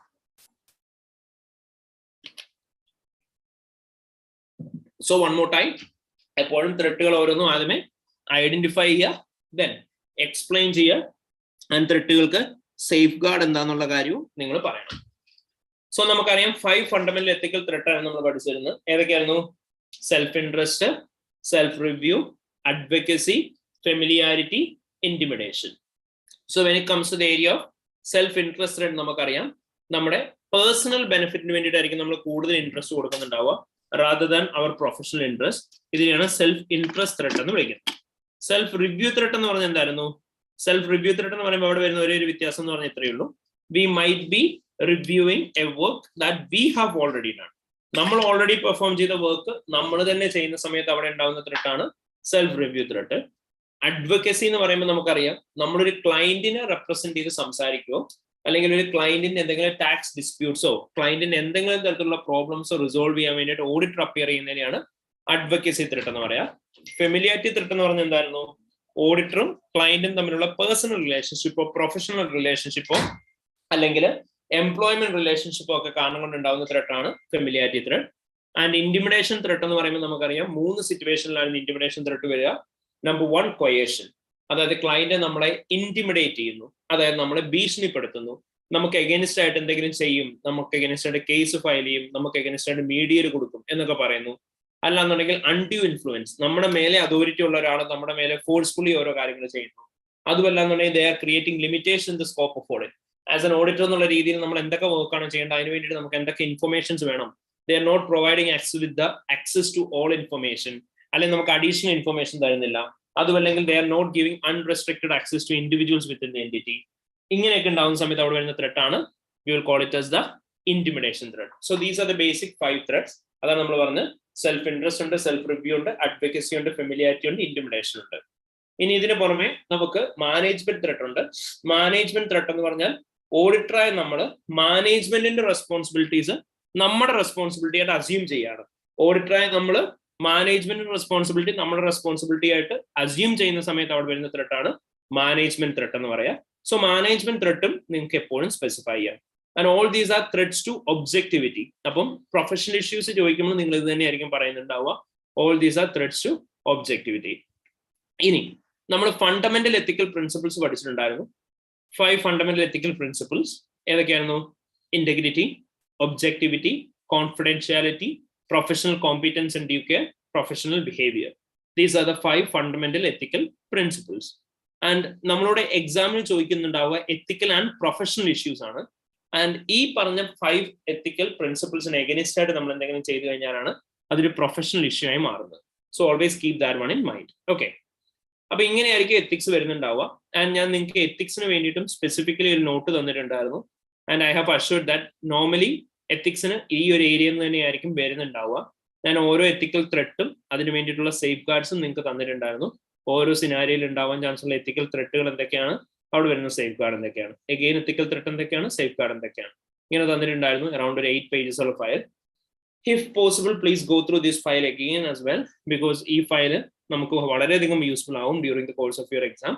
സോ ഇഫ് പോസിബിൾ അതും കൂടി എല്ലാവരും ഒന്ന് നോക്കാം കേട്ടോ. ഓക്കെ, സോ അപ്പൊ ഇത്രയും ഏരിയാസ് ആയിരുന്നു നമുക്ക് മെയിൻലി 50 മാർക്സിൽ ചോദിച്ചുകൊണ്ടിരുന്നത്. So 1 is the area of audit risk, business risk and risk of material misstatements with analytical procedures. Number 2 is the area of additional information. Number 3, audit procedures ഉണ്ടായിരുന്നു. And finally, we also used to have questions from the area of ethics as well. Okay. Niduna, so from whom all we can obtain correspondence? Basically, we won't be obtaining correspondence. We will be reviewing the correspondence with the company.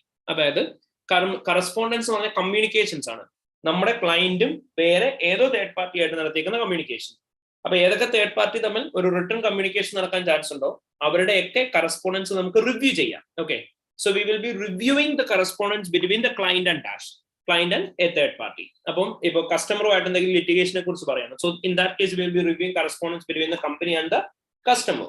In case of a litigation, we will be reviewing the correspondence between the company and the lawyer. Upon normal case, third party. Either that party in communication, if it is in written form, we can review those correspondence. Okay. So, നമുക്ക് 50 marks വരുന്നുണ്ടാവുക. ഇനി basically, when it comes to the area of 25 marks, well, we know that it's a vast area. And first 25 marks in the area എന്ന് പറയുന്നത് normal cases നമുക്ക് വരുന്നുണ്ടാവുക. It's based on reporting. Reporting നെ base ചെയ്തിട്ടായിരിക്കും first 25 marks in the area വരുന്നുണ്ടാവുക. And normal case ലാണെങ്കിൽ either it will be a question on matters to be considered plus the area of critical appraisal. Matters to be considered critical appraisal ആയിരിക്കും അവിടെ വരുന്നുണ്ടാവുക. So we will just do one thing. We will start with the area of critical appraisal itself. എന്താണ് critical appraisal? അവിടെ എന്തൊക്കെ കാര്യങ്ങളായിരിക്കും വരുന്നുണ്ടാവുക എന്നുള്ള കാര്യം നമുക്ക് നോക്കാം. So critical appraisal നെ കുറിച്ച് പറയുന്ന സമയത്ത് നമുക്കറിയാം ഓൾറെഡി അവർ പ്രീ ഡ്രാഫ്റ്റഡ് ആയിട്ടുള്ള ഒരു റിപ്പോർട്ട് നിങ്ങൾക്ക് തരും.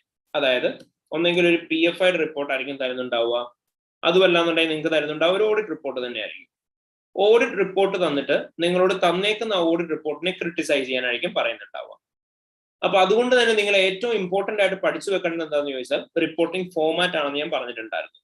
So you have to by heart, literally by heart the format for assurance engagements, അതേപോലെ തന്നെ format of audit engagement letter and the format of audit engagement letter അല്ല കേട്ടോ, audit report as well as the format of PFI. ഇത്രയും ഏരിയാസിലെ format പഠിക്കണം എന്ന് പറഞ്ഞു. PFIയുടെ case ഞാൻ specifically പറഞ്ഞിട്ടുണ്ടായിരുന്നു ഈ ഫോമാറ്റ് ബൈ ഹെർട്ട് തന്നെ നിങ്ങൾ പഠിക്കണം. കാരണം the can also be chances of having A direct question as well. കാരണം നേരത്തെ ചോദിച്ചിട്ടുണ്ട് PFIയുടെ റിപ്പോർട്ടിംഗ് ഫോമാറ്റ് എന്താണ്, എന്തോ അഷുറൻസ് ആണ് കൊടുക്കുന്നതെന്ന് പറഞ്ഞിട്ട്. അപ്പൊ അതുകൊണ്ട് തന്നെ ഈ റിപ്പോർട്ടിംഗ് ഫോമാറ്റ്സ് എല്ലാവരും പ്രോപ്പർലി പഠിച്ചു വെക്കുക. ആൻഡ് ഈ റിപ്പോർട്ടിംഗ് ഫോമാറ്റിന്റെ ബേസിസിലായിരിക്കും നമ്മൾ ഓരോ ആൻസേഴ്സും പ്രൊവൈഡ് ചെയ്യുന്നുണ്ടാവുക. ഓക്കെ. ഇനി വൺസ് ഈ റിപ്പോർട്ടിംഗ് ഫോമാറ്റ് നിങ്ങൾ പഠിച്ചു കഴിഞ്ഞാൽ നിങ്ങൾക്ക് നേരെ ക്വസ്റ്റ്യൻസ് കിട്ടും. നമുക്കിപ്പോൾ ഒരു സാമ്പിൾ ക്വസ്റ്റ്യൻ നോക്കാം, so that it will be easier for you to understand that. And I believe already you have gone through that area as well. നമ്മൾ ഓൾറെഡി ക്ലാസ്സിൽ വെച്ചിട്ട് ചെയ്തൊരു ക്വസ്റ്റ്യൻ തന്നെ, ആഡ് ഗ്രൂപ്പ് എന്ന് പറയുന്ന ക്വസ്റ്റ്യൻ തന്നെ നമുക്ക് നോക്കാം. സോ നോർമൽ കേസിലാണെന്നുണ്ടെങ്കിൽ നിങ്ങൾക്ക് ക്വസ്റ്റ്യൻസ് വരുന്ന സമയത്ത് ആഡ് ഗ്രൂപ്പ് എന്ന് പറയുന്ന ഇതുപോലത്തെ ക്വസ്റ്റ്യൻസ് ആയിരിക്കും വരുന്നുണ്ടാവുക. നിങ്ങൾക്ക് ആദ്യം ഒരു ജനറൽ സിനാരിയോ തരും. ഈ ജനറൽ സിനാരിയോ തന്നിട്ട് നിങ്ങളോട് താഴെ ഒരു ഓഡിറ്റേഴ്സ് റിപ്പോർട്ട് തന്നിട്ടുണ്ടാവും. ബട്ട് ഫുൾ ഫ്ലെഡ്ജ്ഡ് ആയിട്ടുള്ള ഓഡിറ്റേഴ്സ് റിപ്പോർട്ട് ആയിരിക്കില്ല, അത് എക്സ്ട്രാക്ട് ആയിരിക്കും. അതായത് ഓഡിറ്റേഴ്സ് റിപ്പോർട്ടിന്റെ പാർട്ട് മാത്രമായിരിക്കും. ഓഡിറ്റേഴ്സ് റിപ്പോർട്ടിന്റെ പാർട്ട് മാത്രമാണെന്നുണ്ടെങ്കിൽ നിങ്ങൾ തന്നേക്കുന്ന ഏരിയാസ് മാത്രം ക്രിട്ടിസൈസ് ചെയ്താൽ മതി. എന്നിട്ട് നിങ്ങളോട് പറയാണ് ക്രിട്ടിക്കലി ഈ ഏരിയാസ് ഓരോന്നും അസസ് ചെയ്യാൻ പറഞ്ഞു. സോ ക്രിട്ടിക്കൽ അസസ്മെന്റ് ചെയ്യാൻ പറയുന്ന സമയത്ത് നിങ്ങൾ ശ്രദ്ധിക്കേണ്ട എന്തൊക്കെയാണെന്ന് ചോദിച്ചാൽ ഇത്രയേ ഉള്ളൂ. ഏറ്റവും ആദ്യമേ തന്നെ നിങ്ങൾ ഇവിടെ എന്താണ് ഒപ്പീനിയൻ കൊടുക്കാനുള്ളത്, ആ ഒപ്പീനിയൻ എന്താണെന്നുള്ളത് കണ്ടുപിടിക്കുക. ഒപ്പീനിയൻ കണ്ടുപിടിച്ചതിന് ശേഷം ഇവിടെ സിനാരിയോ വായിച്ചു നോക്കിയിട്ട് നിങ്ങൾ നോക്കണം തന്നേക്കുന്ന ഒപ്പീനിയൻ കറക്റ്റ് ആണോ. രണ്ടാമതായിട്ട് നിങ്ങൾ ചെയ്യേണ്ടത് എന്താണെന്ന് ചോദിച്ചാൽ you have to figure out the basis of opinion and the opinion heading. Basis of ഒപ്പീനിയനും ഒപ്പീനിയന്റെയും ഹെഡിങ് കറക്റ്റ് ആണോ എന്ന് നോക്കുക. ഇപ്പൊ ഈ സിനാരിയോയിൽ നോക്കിക്കഴിഞ്ഞാൽ നമുക്ക് കാണാം അവര് opinion and basis of opinion ആണ് കൊടുത്തേക്കുന്നത്. നമ്മൾ പഠിച്ചിട്ടുള്ളതാണ് ഒപ്പീനിയൻ പാരഗ്രാഫ് കഴിഞ്ഞ് വേണം ബേസിസ് ഓഫ് ഒപ്പീനിയൻ കൊടുക്കാൻ. അപ്പൊ opinion basis of opinion correct ആണെന്ന് നോക്കാം. നെക്സ്റ്റ് മിസ്റ്റേറ്റ്മെന്റ് എത്രയാണോ ആ മിസ്റ്റേറ്റ്മെന്റ് ക്വാണ്ടിഫൈഡ് ആണോ, അതായത് എത്രയാണ് എമൗണ്ട് ഓഫ് മിസ്റ്റേറ്റ്മെന്റ് എന്ന് കൃത്യം പറഞ്ഞിട്ടുണ്ടോ, ഏത് സ്റ്റാൻഡേർഡ് ആണ് മിസ്റ്റേറ്റ്മെന്റ് ആയെന്ന് പറഞ്ഞിട്ടുണ്ടോ, ആ മിസ്റ്റേറ്റ്മെന്റ് ക്വാണ്ടിഫൈഡ് ആണോ എന്നുള്ള കാര്യം നോക്കുക.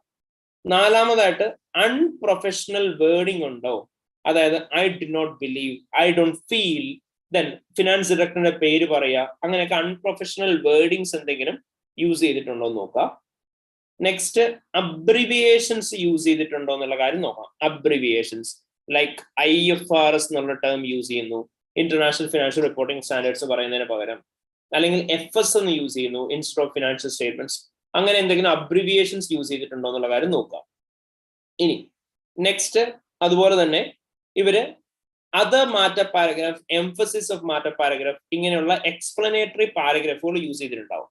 ഓരോ എക്സ്പ്ലനേറ്ററി പാരഗ്രാഫും ഏത് സിറ്റുവേഷനാണ് യൂസ് ചെയ്യേണ്ടതെന്നുള്ളത് നമ്മൾ പഠിച്ചിട്ടുള്ളതാണ്. അപ്പൊ ഇവർ യൂസ് ചെയ്തേക്കുന്ന ഇതുപോലത്തെ എക്സ്പ്ലനേറ്ററി പാരഗ്രാഫുകൾ, എംഫസിസും മാറ്റ പാരഗ്രാഫുകളാണ്. അതുപോലുള്ള എക്സ്പ്ലനേറ്ററി പാരഗ്രാഫിന്റെ യൂസേജ് അപ്രോപ്രിയേറ്റ് ആണോ എന്നുള്ള കാര്യം നിങ്ങൾ നോക്കണം.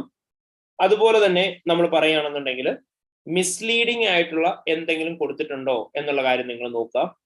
ദെൻ റെലവൻറ്റ് സ്റ്റാൻഡേർഡ്, അതായത് ഏതാണോ സ്റ്റാൻഡേർഡിന്റെ പേര് ആ സ്റ്റാൻഡേർഡിന്റെ പേര് തന്നെ പറഞ്ഞിട്ടുണ്ടാവണം. സോ റെലവൻറ്റ് സ്റ്റാൻഡേർഡ് നെയിം എന്താണെന്നുള്ളത് ക്ലിയർലി സ്പെസിഫൈ ചെയ്തിട്ടുണ്ടോ, ഈ കാര്യങ്ങളൊക്കെയാണ് നിങ്ങൾ മെയിൻ ആയിട്ട് നോക്കേണ്ടത്. സോ ഇത്രയും കാര്യങ്ങൾ നോക്കിക്കഴിഞ്ഞാൽ we will be able to understand that whether these have been properly been provided.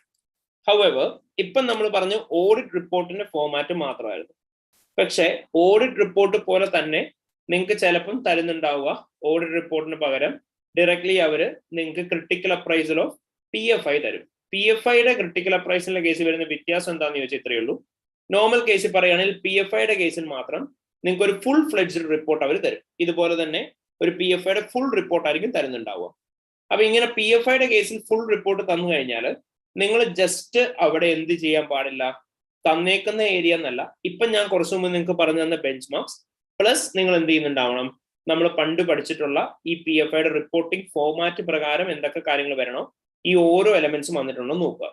അപ്പൊ ഞാൻ കുറച്ച് മുമ്പ് പറഞ്ഞ കുറച്ച് ബെഞ്ച് മാർക്സ് ആയിരുന്നു. ആ ബെഞ്ച് മാർക്സ് വെച്ചിട്ടാണ് നിങ്ങൾ ചെക്ക് ചെയ്യേണ്ടത് കറക്റ്റ് ആയിട്ടാണോ ഓരോന്നും കൊടുക്കേണ്ടത്. പക്ഷെ ഈ സിറ്റുവേഷൻ വന്നു കഴിയുമ്പോഴോ ഇതും അഡീഷണൽ ബെഞ്ച് മാർക്സ് ആയിട്ട് വരും. ഈ ഓരോരോ കാര്യങ്ങളും അപ്രോപ്രിയേറ്റ്ലി തന്നെയാണോ കൊടുത്തേക്കെന്നുള്ള കാര്യം നിങ്ങൾ ചെക്ക് ചെയ്ത് പോകണം. എങ്കിൽ മാത്രമേ ആ റിപ്പോർട്ടിംഗ് ഫോമാറ്റ് കറക്റ്റ് ആവത്തുള്ളൂ. ക്ലിയർ ആയ എല്ലാവർക്കും? Is that clear, everyone? Yes, sir. Okay. So this is how you will be getting questions on the area of critical appraisal of auditor's report as well as other assurance report. അപ്പൊ ഇങ്ങനെയായിരിക്കും critical അപ്രൈസലിലെ questions നമുക്ക് വരുന്നുണ്ടാവുക. ഇനി same as that of critical appraisal നമുക്ക് അഡ്വർടൈസ്മെന്റ്സും തരും. Advertisements തരാന്ന് വെച്ചാൽ അവിടെ സംഭവിക്കുന്ന ഇത്രയേ ഉള്ളൂ.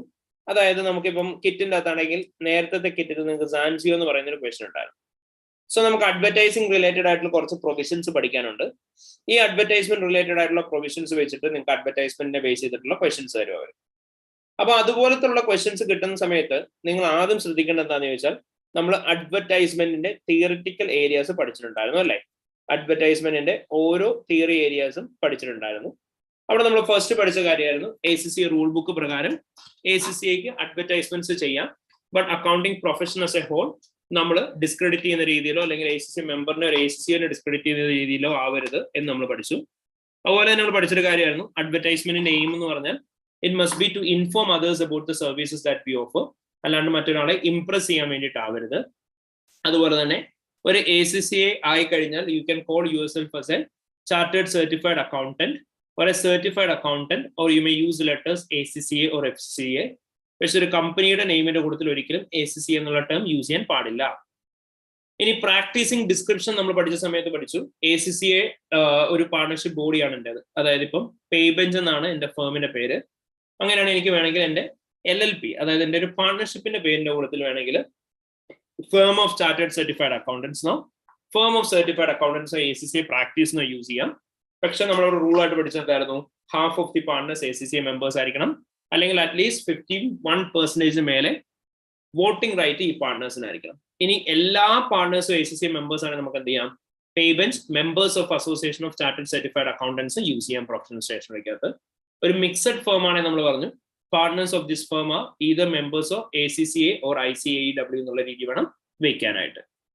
അതുപോലെ തന്നെ ACCയുടെ ലോഗോ യൂസ് ചെയ്യുന്നതുമായിട്ട് റിലേറ്റ് ചെയ്തും നമ്മൾ കുറച്ച് കാര്യങ്ങൾ പഠിച്ചിരുന്നു. ഫസ്റ്റ് ഓഫ് ഓൾ നമ്മൾ പറഞ്ഞു അറ്റ്ലീസ്റ്റ് ഒരു മെമ്പറെങ്കിലും ACCA മെമ്പർ ആണെന്നുണ്ടെങ്കിൽ, ഒരു പാർട്ണറെങ്കിലും ACCA മെമ്പർ ആണെന്നുണ്ടെങ്കിൽ നമുക്ക് ACCA എന്നുള്ള ലോഗോ നമുക്ക് യൂസ് ചെയ്യാം. ACCയുടെ ലോഗോയും ഫേമിന്റെ ലോഗോയും സെപ്പറേറ്റ് ആയിരിക്കണം എന്ന് നമ്മൾ പറഞ്ഞു. അതുപോലെ തന്നെ ACCയുടെ ലോഗോയുടെ പൊസിഷനും സൈസും കളറും എല്ലാം ക്ലിയർലി നമുക്ക് ACCയുടെ തന്നെയാണെന്ന് ഐഡന്റിഫൈ ചെയ്യാൻ പറ്റുന്ന രീതിയിലായിരിക്കണം. ACCയുടെ ലോഗോ നമ്മുടെ ACCയുടെ വെബ്സൈറ്റിൽ നിന്ന് ഇലക്ട്രോണിക് ഫോമാറ്റിലായിരിക്കും നമ്മൾ ഡൗൺലോഡ് ചെയ്യുന്നുണ്ടാവുക. അതുപോലെ തന്നെ പ്രാക്ടീസ് ഫേമിന്റെ പേരിടുമ്പോൾ നമ്മൾ പറഞ്ഞു പ്രൊഫഷന്റെ ഡിഗ്നിറ്റി ആയിട്ട് ചേർന്നിട്ടുള്ള രീതിയിലുള്ള പേരായിരിക്കണം. മിസ്ലീഡിംഗ് ആയിട്ടുള്ള പേരാവാൻ പാടില്ല. അതുപോലെ തന്നെ മറ്റൊരു ഫേമിന്റെ നെയിമുമായിട്ട് കൺഫ്യൂസിങ് ആയിട്ടുള്ള നെയിം ആവാൻ പാടില്ല. സോൾ പ്രാക്ടീഷണർ ആണെങ്കിൽ ആൻഡ് പാർട്ട്നേഴ്സ് എന്നുള്ള ടേം നമ്മൾ ആഡപ്പ് ചെയ്യാൻ പാടില്ല. ഇതായിരുന്നു നെയിം ഓഫ് പ്രാക്ടീസ് ഫേമേഴ്സായിട്ട് റിലേറ്റ് ചെയ്തിട്ടുള്ള ഡിസ്ക്രിപ്ഷൻ നമ്മൾ പറഞ്ഞത്. ഇനി അതുപോലെ തന്നെ ഫീസുമായിട്ട് റിലേറ്റ് ചെയ്ത് നമ്മൾ കുറച്ച് റൂൾസ് പഠിച്ചിരുന്നു. അതായത് ACCA മെമ്പേഴ്സിന് എത്ര വേണേലും ഫെയർ ആൻഡ് റീസണബിൾ ആയിട്ടുള്ള ഫീസ് അവരുടെ സർവീസസിന് വേണ്ടിയിട്ട് വാങ്ങിക്കാം. ഫീസ് ചാർജ് ചെയ്യുന്നത് എത്രത്തോളം റീസണബിൾ എക്സ്പെൻസസ് ആണ് നമുക്ക് ഇൻകർ ആവുന്നത്, ആ റീസണബിൾ എക്സ്പെൻസസ് ഇൻകർ ചെയ്ത് റിക്കവർ ചെയ്യാൻ വേണ്ടിയിട്ടായിരിക്കണം. അതുപോലെ തന്നെ കോസ്റ്റ് ഓഫ് പ്രൊവൈഡിങ് സർവീസ് നമ്മൾ എപ്പോഴും കൺസിഡർ ചെയ്യുകയും ചെയ്യുന്നുണ്ടാവണം. ദെൻ എന്തൊക്കെ ഫാക്ടേഴ്സ് ആണ് നമ്മൾ കൺസിഡർ ചെയ്യേണ്ടത് നമ്മൾ പഠിച്ചു. അവിടെ നമ്മൾ പറഞ്ഞ ഒരു കാര്യമാണ് ഫീസ് നമുക്ക് ഫെയർ ആൻഡ് റീസണബിൾ ആയിട്ടുള്ള എത്ര എമൗണ്ട് വേണേലും നമുക്ക് ഫീസായിട്ട് ചാർജ് ചെയ്യാം. ബട്ട് ഈ എമൗണ്ട് നമ്മുടെ വർക്ക് അണ്ടർടേക്ക് ചെയ്യുന്നതിന്റെ രീതിയിലായിരിക്കും നമ്മൾ ചിലപ്പോൾ എടുക്കുന്നുണ്ടാവുക. ഫീസ് നമ്മുടെ ക്ലയന്റുമായിട്ട് എഗ്രി ചെയ്തതിന്റെ ബേസിസ് നമുക്ക് അക്സെപ്റ്റ് ചെയ്യാം. അതുപോലെ തന്നെ സ്പെഷ്യലൈസ്ഡ് ഏരിയാസ് ആണെന്നുണ്ടെങ്കിൽ നമ്മൾ ക്ലയന്റിന്റെ കയ്യിൽ നിന്ന് റെഫർ ചെയ്തിട്ട് വേണം ഫീസ് ചാർജ് ചെയ്യാൻ വേണ്ടിയിട്ട്. അതുപോലെ തന്നെ നമ്മൾ ഫീസ് ചാർജ് ചെയ്യുന്ന സമയത്ത് അഡീഷണൽ കുറച്ച് ഫാക്ടേഴ്സും കൂടി കൺസിഡർ ചെയ്യണം നമ്മൾ പഠിച്ചിരുന്നു. ഫസ്റ്റ് നമ്മൾ പറഞ്ഞു ഈ വർക്കിൻ്റെ അകത്ത് ഇൻവോൾവ് ആയിട്ടുള്ള സീനിയോറിറ്റി ഓഫ് ദി പേഴ്സൺസിനെ നോക്കിയിട്ട് നമുക്ക് ഫീസ് ചാർജ് ചെയ്യാം. അല്ലെങ്കിൽ ഓരോരുത്തരും സ്പെൻഡ് ചെയ്യുന്ന ടൈം നോക്കിയിട്ട് വേണം നമ്മൾ ചാർജ് ചെയ്യാൻ. എത്രത്തോളം റിസ്ക് ആൻഡ് റെസ്പോൺസിബിലിറ്റി നമ്മൾ എടുക്കുന്നുണ്ടെന്നുള്ള കാര്യം നോക്കണം. ക്ലയന്റിന് എത്ര അർജന്റ് ആണ് വർക്ക് എന്ന് നോക്കാം. ഈ ക്ലയന്റിനെ സംബന്ധിച്ച് വർക്ക് എത്ര ഇമ്പോർട്ടന്റ് ആണ്, നമുക്ക് എത്ര ഓവർ എക്സ്പെൻസസ് ഇൻകർ ആവുന്നുണ്ട്, ഈ കാര്യങ്ങളൊക്കെ കൺസിഡർ ചെയ്യണം എന്ന് പറഞ്ഞു. ഇത് ഏതെങ്കിലും ഹൈ ആണെങ്കിൽ ഓട്ടോമാറ്റിക്കലി നമ്മൾ ചാർജ് ചെയ്യുന്ന ഫീസും എന്താക്കാം, നമുക്ക് ഹൈ ആക്കാം. ഇനി നമ്മൾ പറഞ്ഞായിരുന്നു പെർസെന്റേജ് കണ്ടിജന്റ് ബേസിസിൽ അല്ലെ ലോ ബോളിംഗ് സിമിലർ ബേസിസിലൊന്നും നമ്മൾ ഫീസ് ചാർജ് ചെയ്യാൻ പാടില്ല. അവർലി റേറ്റിൽ നമുക്ക് ഫീസ് ചാർജ് ചെയ്യാം. ഇനി നമ്മൾ പറഞ്ഞു അതുപോലെ തന്നെ ഫീസ് റെഡ്യൂസ് ചെയ്യണം എന്നുണ്ടെങ്കിൽ you are still allowed to reduce the amount of audit fee. But ആ ഫീസ് റെഡ്യൂസ് ചെയ്യുന്നത് ക്ലയന്റ് എന്തൊക്കെ സർവീസസ് ആണ് നിങ്ങൾ ഓഫർ ചെയ്യുന്നത് ആ സർവീസിന്റെ ക്വാളിറ്റി റെഡ്യൂസ് ചെയ്തുകൊണ്ടാവരുത് എന്നുള്ളത് മാത്രമേ ഉള്ളൂ റൂള്. ഇതായിരുന്നു നമ്മൾ പഠിച്ചിരുന്നത്. അപ്പം ഇതിനെ ബേസ് ചെയ്തിട്ടാണ് ഇവിടെ ഈ ക്വസ്റ്റ്യൻ വന്നേക്കുന്നത്. നിങ്ങളോട് ഇവിടെ ഒരു അഡ്വർടൈസ്മെന്റ് തന്നിട്ട് പറയാണ് അഡ്വർടൈസ്മെന്റിന്റെ അകത്ത് എന്തൊക്കെയാണ് എത്തിക്കൽ ഇഷ്യൂസ് ഉള്ള അല്ലെങ്കിൽ പ്രൊഫഷണൽ ഇഷ്യൂസ് ഉള്ളതെന്ന്. അപ്പൊ ഈ അഡ്വർടൈസ്മെന്റിന്റെ അകത്തുള്ള എത്തിക്കൽ ആൻഡ് പ്രൊഫഷണൽ ഇഷ്യൂസ് എന്തൊക്കെയാണോ ഈ എത്തിക്കൽ ആൻഡ് പ്രൊഫഷണൽ ഇഷ്യൂസ് ഓരോന്നും നമ്മൾ കൺസിഡർ ചെയ്യണം, നമ്മൾ ക്ലിയർലി കൺവേ ചെയ്യുകയും ചെയ്യണം. സോ നമ്മൾ ഇതിന്റെയും ക്വസ്റ്റ്യൻസ് പ്രാക്ടീസ് ചെയ്തായിരുന്നു. ഒന്നും കൂടി ഈ ക്വസ്റ്റ്യൻ നിങ്ങൾ നോക്കുക. അതുപോലെ തന്നെ നമ്മുടെ ഫീസിന്റെ ക്വസ്റ്റ്യൻ നമ്മൾ വെസ്റ്റേൺ എന്ന് പറഞ്ഞിട്ടുള്ള ക്വസ്റ്റ്യൻ ചെയ്തായിരുന്നു. നമ്മളോട് അവർ കുറച്ച് ഫാക്ടേഴ്സ് തന്നിട്ട് ചോദിക്കും എന്തൊക്കെയാണ് ഫീസ് കൺസിഡർ ചെയ്യുമ്പോൾ നമ്മൾ കൺസിഡർ ചെയ്യേണ്ട ഫാക്ടേഴ്സ്. അപ്പോൾ ഒരു ഫീസ് കൺസിഡർ ചെയ്യേണ്ട സമയത്ത് എന്തൊക്കെ ഫാക്ടേഴ്സ് ആണ് നോർമൽ കേസ് നമ്മൾ ഫൈൻഡ് ഔട്ട് ചെയ്യേണ്ട ഓരോ ഫാക്ടേഴ്സ് നിങ്ങൾ നോക്കുക. ഇതുണ്ട് വെസ്റ്റേണിന്റെ അകത്ത് നമുക്ക് അവരുടെ ഫീസിനെ കുറിച്ചുള്ള കുറച്ച് എക്സ്പെക്ടേഷൻസും കാര്യങ്ങളൊക്കെ തന്നു. എന്നിട്ട് നമ്മളോട് ചോദിക്കുകയാണ് എന്തൊക്കെ ഫാക്ടേഴ്സ് ആണ് ഫീസ് ഡിറ്റർമൈൻ ചെയ്യുന്ന സമയത്ത് കൺസിഡർ ചെയ്യേണ്ടത്, എത്തിക്കൽ ഇഷ്യൂസ് എന്തൊക്കെയാണ് ഉള്ളതെന്ന് ചോദിച്ചു. അപ്പൊ ഇവിടെ സിനാരിയോ വായിച്ച് നിങ്ങൾ ക്ലിയർലി നോക്കുക ഇവിടെ ഫീസുമായിട്ട് റിലേറ്റ് ചെയ്ത് എന്തൊക്കെ എത്തിക്കൽ ഇഷ്യൂസ് ആണ് ഉള്ളതെന്നുള്ള കാര്യം. And in addition to this നിങ്ങൾ എന്ത് ചെയ്യുന്നുണ്ടാവണം, ഈ ഫീസുമായിട്ട് റിലേറ്റ് ചെയ്ത് നമ്മളിപ്പോൾ കൺസിഡർ ചെയ്യേണ്ട ഫാക്ടേഴ്സ് എന്തൊക്കെയാണെന്നാണ് പഠിച്ചത്. ആ ഓരോരോ ഫാക്ടേഴ്സ് എന്തൊക്കെയാണെന്നുള്ളത് നിങ്ങൾ ക്ലിയർലി സ്പെസിഫൈ ചെയ്യുന്നുണ്ടാവണം. And that is what you need to provide ചെയ്യുക. ക്ലിയർ ആയ എല്ലാവർക്കും?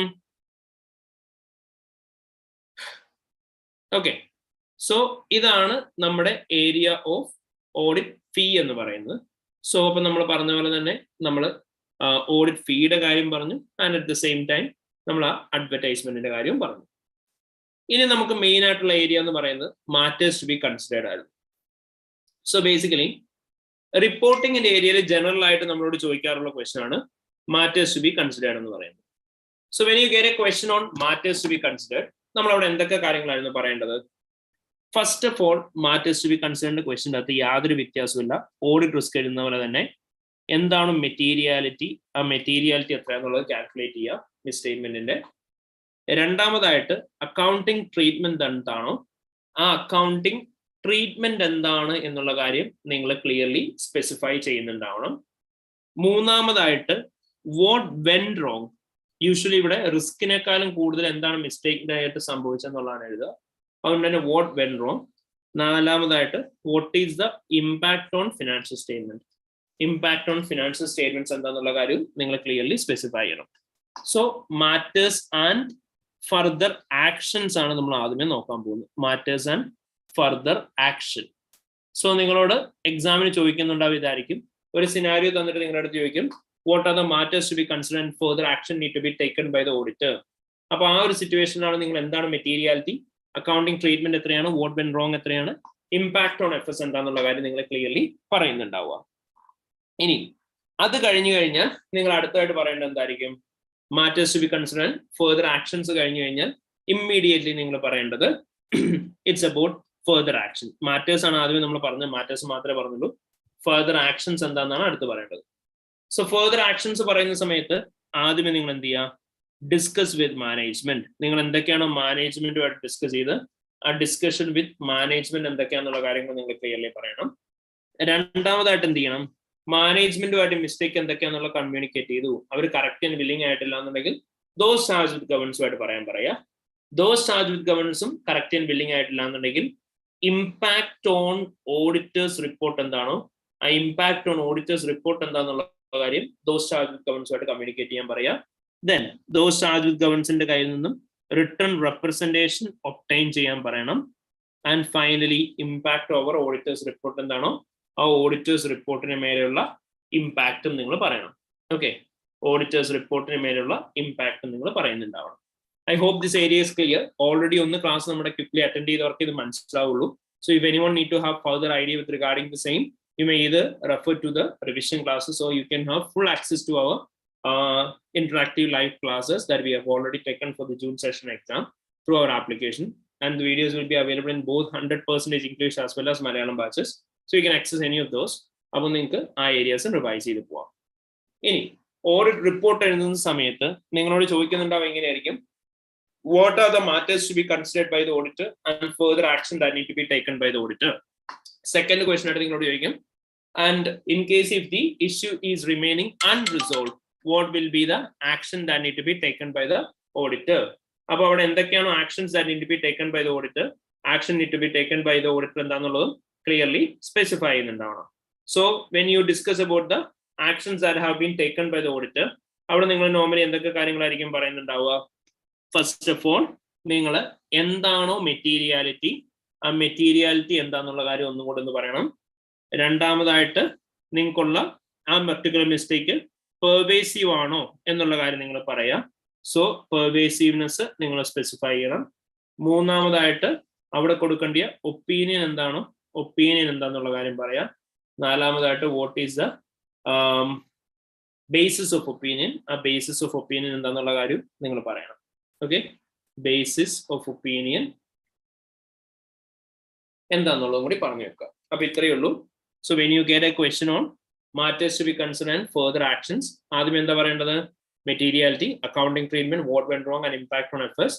ദെൻ ഫർദർ ആക്ഷൻ പറയുമ്പോൾ you have to mention about the discussion with management, those charge with ഗവർണൻസുമായിട്ട് discuss ചെയ്യാൻ പറയാം, റിട്ടേൺ റെപ്രസെന്റേഷൻ ഒബ്റ്റൈൻ ചെയ്യാൻ പറയാം. റിപ്പോർട്ട് ചെയ്യുന്ന സമയത്ത് മെറ്റീരിയൽ ആണ്, പെർവേസീവ് ആണ്, ഒപ്പീനിയൻ എന്താണ്, ബേസിസ് ഓഫ് ഒപ്പീനിയൻ പറയാം. ഒരു എക്സാമ്പിൾ നേരത്തെ പറഞ്ഞു തന്നെ, ഒരു റവന്യൂ കമ്പനിക്ക് കിട്ടി 30 million ആണ് റവന്യൂന്റെ എമൗണ്ട്, പക്ഷെ അത് ഒരു അഡ്വാൻസ് ഇൻകം ആണ്. That's it. അപ്പൊ നമ്മൾ അതിനെക്കുറിച്ച് എങ്ങനെ പറയുന്നുള്ളത് നോക്കാം. ഇത്രയാണ് സിനാരിയോക്ക് അത് കിട്ടിയത്. എന്നിട്ട് നിങ്ങളോട് ചോദിക്കുകയാണ് what are the matters to be considered by the auditor and further action need to be taken, and if the matters is remaining unresolve what will be the impact on auditor's report ആണ് ചോദിച്ചത്. അപ്പൊ നമ്മൾ answer ഇങ്ങനെ ആയിരിക്കും പറയാം. The company have recognized an amount of 30 million relating to the revenue received in advance with regarding the bespoke inventory. Therefore, the amount of 30 million is considered as material as it represents 5% of the total asset and 9% of the profit. As per IFRS 15, revenue from contracts with customers, the company should have accounted for revenue as a deferred income until the date on which the performance obligation have been satisfied. Till the date, the revenue should not be recognized as part of the company's current year income. However, the company have already included the amount of 30 million within the company's revenue, thereby leading to overstatement of revenue and understatement of deferred income. Matters in a further action, the auditor should discuss the matter with the client's management, and if they are unwilling to correct the misstatement, the auditor should make the request to those charged with governance to remove the amount of misstatement of 30 million from revenue and to add back the same amount as part of the company's deferred income. And if those charged with governance is also unwilling to correct the misstatement, auditor should inform them about the impact that will be created over the auditor's report. If they still wish to continue without correcting the misstatement, auditor should obtain written representation from those charged with governance stating that they are unwilling to correct without amending the financial statements. ഇത്രയാണ് further action പറയേണ്ടത്. In auditor's report, the amount, if it is remaining unresolved, if the amount of misstatement is remaining unresolved, then it represents a material balance and it represents a material misstatement in the financial statements. However, it cannot be treated as pervasive as the amount of misstatement is not restated the reported profit into losses. So since it's a misstatement which is material but not pervasive, auditor should provide with a qualified opinion. Following the opinion paragraph, the auditor should also provide basis of qualified opinion to give the reasons for providing the qualified opinion. ഇത്ര എഴുതി conclude ചെയ്യുക. So this is what basically you need to provide with regarding each of the matters to be considered and further action part, and basically on the area of impact that will be created over the auditor's report. ഇങ്ങനെയായിരിക്കും നമ്മൾ answers provide ചെയ്യുന്നുണ്ടാവുക. Okay, ഇപ്പൊ നമ്മൾ പറഞ്ഞത് matters to be considered and further actions that need to be taken by the auditor. Same as that, you might also be getting a question on matters to be considered and discussion with the management. അതായത് matters consider ചെയ്തിട്ട് മാനേജ്മെന്റുമായിട്ട് എന്തൊക്കെ കാര്യങ്ങൾ discuss ചെയ്യണമെന്ന് ചോദിക്കും. Again, in case if you get a question like this, നിങ്ങൾ ഇവിടെ ചെയ്യേണ്ടത് എന്താണെന്ന് ചോദിച്ചാൽ ഇത്ര മാത്രമേ ഉള്ളൂ. Matters to be considered discussion with the management ആണ് നമ്മളോട് ചോദിക്കുന്നതെന്ന് ഉണ്ടെങ്കിൽ നമ്മൾ അവിടെ എന്തായിരിക്കും ചെയ്യേണ്ടി വരിക? Matters to be considered discussion with the management ആണെന്നുണ്ടെങ്കിൽ ഒരേ ഒരു കാര്യമുള്ളൂ, നിങ്ങൾ ആദ്യമേ ഈ മാറ്റേഴ്സിന്റെ ഭാഗം ഇതേപോലെ തന്നെ എഴുതുക. Matters to be considered dash, ഈ പറഞ്ഞ ഏത് areas, matters to be considered audit evidence, further procedures, discussion with management, further action, ഇതിന്റെ എല്ലാത്തിന്റെയും matters to be considered part same തന്നെയായിരിക്കും, യാതൊരു വ്യത്യാസം ഉണ്ടാവില്ല. അതുകൊണ്ട് തന്നെ ഇവിടെ എല്ലാ കേസിലും മെറ്റീരിയാലിറ്റി കാൽക്കുലേറ്റ് ചെയ്യാം, അക്കൗണ്ടിങ് ട്രീറ്റ്മെന്റ് എഴുതാം, വാട്ട് വെന്റ് റോങ് എഴുതാം, impact on financial statements same ആയിട്ട് എഴുതാം. ഇവിടെ ഒരേ ഒരു വ്യത്യാസം വരുത്തുന്നത് എന്താണെന്ന് ചോദിച്ചാൽ ഈ ഡിസ്കഷൻ വിത്ത് ദ മാനേജ്മെന്റ് പാർട്ടാണ്. ഇവിടെ നിങ്ങൾ ബാക്കിയൊന്നും എഴുതണ്ട, മാനേജ്മെന്റുമായിട്ട് എന്ത് ഡിസ്കസ് ചെയ്യണം എന്നുള്ളത് മാത്രം എഴുതിയാൽ മതി. Matters to be considered discussion with the management ആണെങ്കിൽ, അതായത് ഇപ്പൊ കുറച്ചും പറഞ്ഞ same scenario, matters to be considered discussion with the management. അവിടെ അപ്പോൾ എന്ത് മാത്രം പറഞ്ഞാൽ മതി, ഇത്ര എഴുതിയിട്ട് ഇവിടെ പറയാം, the auditor should discuss with the management about the misstatement and should request them to correct the misstatement by adjusting the amount of 30 million within the revenue and adding back the same amount as part of the company's deferred income എന്നുള്ളത് പറയാം. ഇനിയിപ്പോൾ ഏതെങ്കിലും പ്രൊവിഷന്റെ amount അങ്ങനെയാണ് നമുക്ക് additionally പറയാം, the auditor should discuss with the management about the rationale on the basis of which they have determined the amount of provision and the auditor should consider whether it is reasonable. If not, the auditor should request them to create additional amount of provision with regarding dash and dash എന്ന് പറഞ്ഞ് എഴുതി വെക്കുക. അപ്പൊ ഇങ്ങനെയായിരിക്കും matters to be considered discussion with മാനേജ്മെന്റിന്റെ ഭാഗം വരുന്നുണ്ടാവുക. Clear ആയോ? Is that clear, everyone? Yes, sir. Okay. Same as that, you will also be having a question on matters to be considered and further procedures. So basically, matters to be considered and further procedures എന്ന് പറയുന്ന area എന്നാണ് നിങ്ങൾക്ക് question വരുന്നുണ്ടെങ്കിൽ അവിടെ നിങ്ങൾ അത് പ്രത്യേകം ശ്രദ്ധിക്കണം. കാരണം matters to be considered and further procedure എന്ന് പറഞ്ഞാൽ it is nothing but ഈ matters to be considered എഴുതുക പ്ലസ് നിങ്ങൾ അവിടെ എഴുതേണ്ടത് ഓഡിറ്റ് പ്രൊസീജിയേഴ്സ് ആയിരിക്കും. അതായത് ഇപ്പം നമ്മൾ പറഞ്ഞ സിനാരിയോയിലാണെന്നുണ്ടെങ്കിൽ നിങ്ങൾ എന്ത് ചെയ്യുക, നോർമലി നമ്മൾ ആദ്യമേ പറഞ്ഞ് മാറ്റേഴ്സിന്റെ ഭാഗം എഴുതുക, അതിന് റവന്യൂ റെക്കഗ്നീഷനുമായിട്ട് റിലേറ്റ് ചെയ്തുള്ള ഓഡിറ്റ് പ്രൊസീജിയേഴ്സ് ആയിരിക്കും നിങ്ങൾ എഴുതേണ്ടി വരിക. Matters to be considered and audit പ്രൊസീജിയേഴ്സിന്റെ ഏരിയയിലേക്ക് വന്നു കഴിയുമ്പോൾ ക്ലിയർ ആയോ? ഓക്കെ, ഇനി matters to be considered and further procedure നമ്മൾ പറഞ്ഞു. ഇവിടെ ഏറ്റവും കൂടുതൽ ടെസ്റ്റ് ചെയ്യാൻ ചാൻസ് ഉള്ള ഏരിയ ആണ് matters to be considered and audit evidence. Matters to be considered and audit evidence വന്നു കഴിയുമ്പോഴത്തേനും അവിടെ സംഭവിക്കുന്നത് എന്താണെന്ന് ചോദിച്ചാൽ ഇത്രയേ ഉള്ളൂ, നിങ്ങളോട് പറയുന്ന ഇതായിരിക്കും, what are the audit evidence that can be obtained by the auditor. Audit എവിഡൻസുകൾ എന്തൊക്കെയായിരിക്കും ഓഡിറ്റർക്ക് ഒബ്ടൈൻ ചെയ്യാൻ പറ്റുന്ന എന്നുള്ളതായിരിക്കും ചോദിക്കുന്നുണ്ടാവുക, അല്ലെങ്കിൽ ഓൾറെഡി എന്തൊക്കെയായിരിക്കും ഒബ്ടൈൻ ചെയ്ത് വെച്ചേക്കുന്നത് എന്നുള്ളതായിരിക്കും ചോദിക്കുന്നുണ്ടാവുക. Just a moment.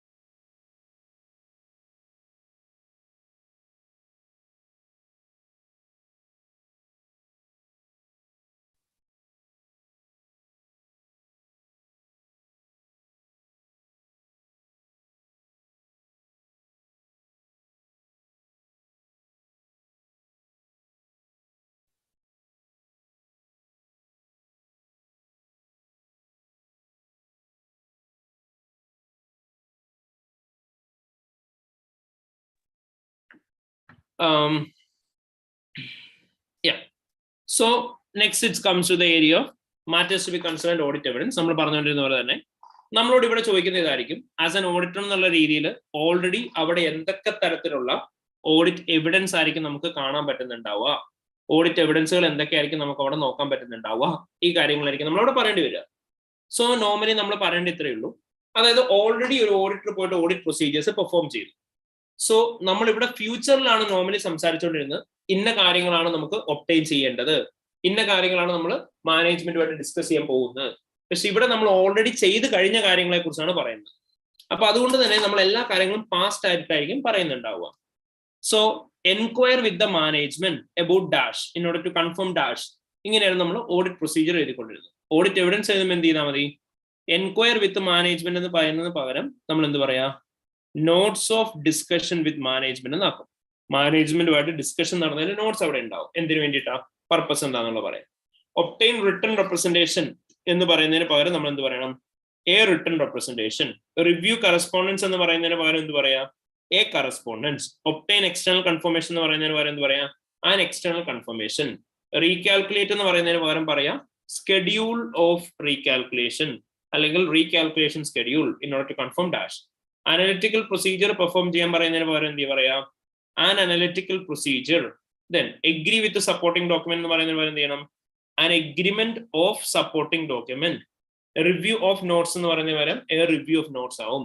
Inspect board minutes എന്ന് പറയുന്നതിന് പകരം എന്ത് പറയണം, an inspection of board minutes എന്നാവും. അങ്ങനെ എല്ലാം പാസ്റ്റിൽ മാത്രം പറയണം. അതാണ് ഓഡിറ്റ് എവിഡൻസ് പറയാം.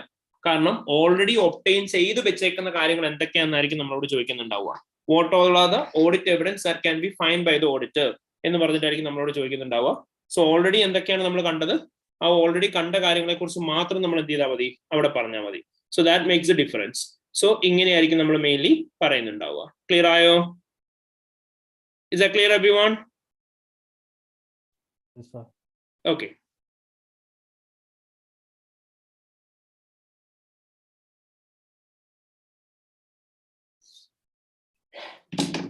So we have already covered the area of the reporting part. So reporting part ഓർത്ത് വെക്കുക, matters to be concerned further action ആണെന്നുണ്ടെങ്കിൽ നമ്മൾ സ്റ്റെപ്പ് ബൈ സ്റ്റെപ്പ് എല്ലാം പറയണം. matters to be concerned discussion with the management ആണെന്നുണ്ടെങ്കിൽ നമ്മൾ അവിടെ എന്തായിരിക്കും പറയുന്നുണ്ടാവുക, മാനേജ്മെന്റിനോട് എന്തൊക്കെ കാര്യങ്ങൾ പറയണം എന്നുള്ളത് മാത്രം പറഞ്ഞാൽ മതി. matters to be considered audit evidence ആണ് സെയിം രീതിയിൽ തന്നെ. matters to be concerned further procedure ആണെന്നുണ്ടെങ്കിലോ we have to discuss it in the manner that normally audit procedures എങ്ങനെയാണ് എഴുതുന്നത് അതുപോലെ തന്നെയാണ് ഫർദർ പ്രൊസീജിയേഴ്സ് എഴുതുക. ഇനി matters to be considered before accepting an engagement. നമ്മൾ നോർമലി പഠിച്ച കാര്യമായിരുന്നു matters to be considered before accepting the engagement എന്തൊക്കെയാണുള്ളത്. ഓരോ ഡിഫറെന്റ് ടൈപ്സ് ഓഫ് എൻഗേജ്മെന്റിന്റെ കേസിലും ഞാൻ ജനറൽ ആയിട്ടുള്ള കുറെ കാര്യങ്ങൾ നിങ്ങൾക്ക് ആദ്യമേ പറഞ്ഞു തന്നിരുന്നു അല്ലെ. എന്തൊക്കെയായിരുന്നു matters to be considered before accepting an engagement? Resources adequate ആയിട്ടുണ്ടോ എന്ന് നോക്കണം, റിസ്ക് പ്രോപ്പർ ആണോ എന്ന് നോക്കാം, ഫീസ് നിങ്ങൾക്ക് അക്സെപ്റ്റബിൾ ആണോ, പ്രൊഫഷണൽ കോമ്പറ്റൻസ് ഉണ്ടോ, ക്ലയന്റിന്റെ റെപ്യൂട്ടേഷൻ നോക്കണം, pre conditions for the audit present ആണോ, പ്രീവിയസ് ഇയർ ഓഡിറ്ററോട് കമ്മ്യൂണിക്കേറ്റ് ചെയ്യണം, that is professional clearance, independence അല്ലെങ്കിൽ ഒബ്ജക്ടിവിറ്റിനെ അഫക്ട് ചെയ്യുന്ന ഫാക്ടേഴ്സ് എന്തെങ്കിലും ഉണ്ടോ, മാനേജ്മെന്റ് ഇന്റഗ്രിറ്റി അല്ലെങ്കിൽ മണി ലോണ്ടറിംഗ് അഫക്ട് ചെയ്യുന്ന ഫാക്ടേഴ്സ് എന്തെങ്കിലും ഉണ്ടോ, ഇങ്ങനെയുള്ള ഓരോരോ ഫാക്ടേഴ്സ് നമ്മൾ കൺസിഡർ ചെയ്യുന്നുണ്ടാവണം.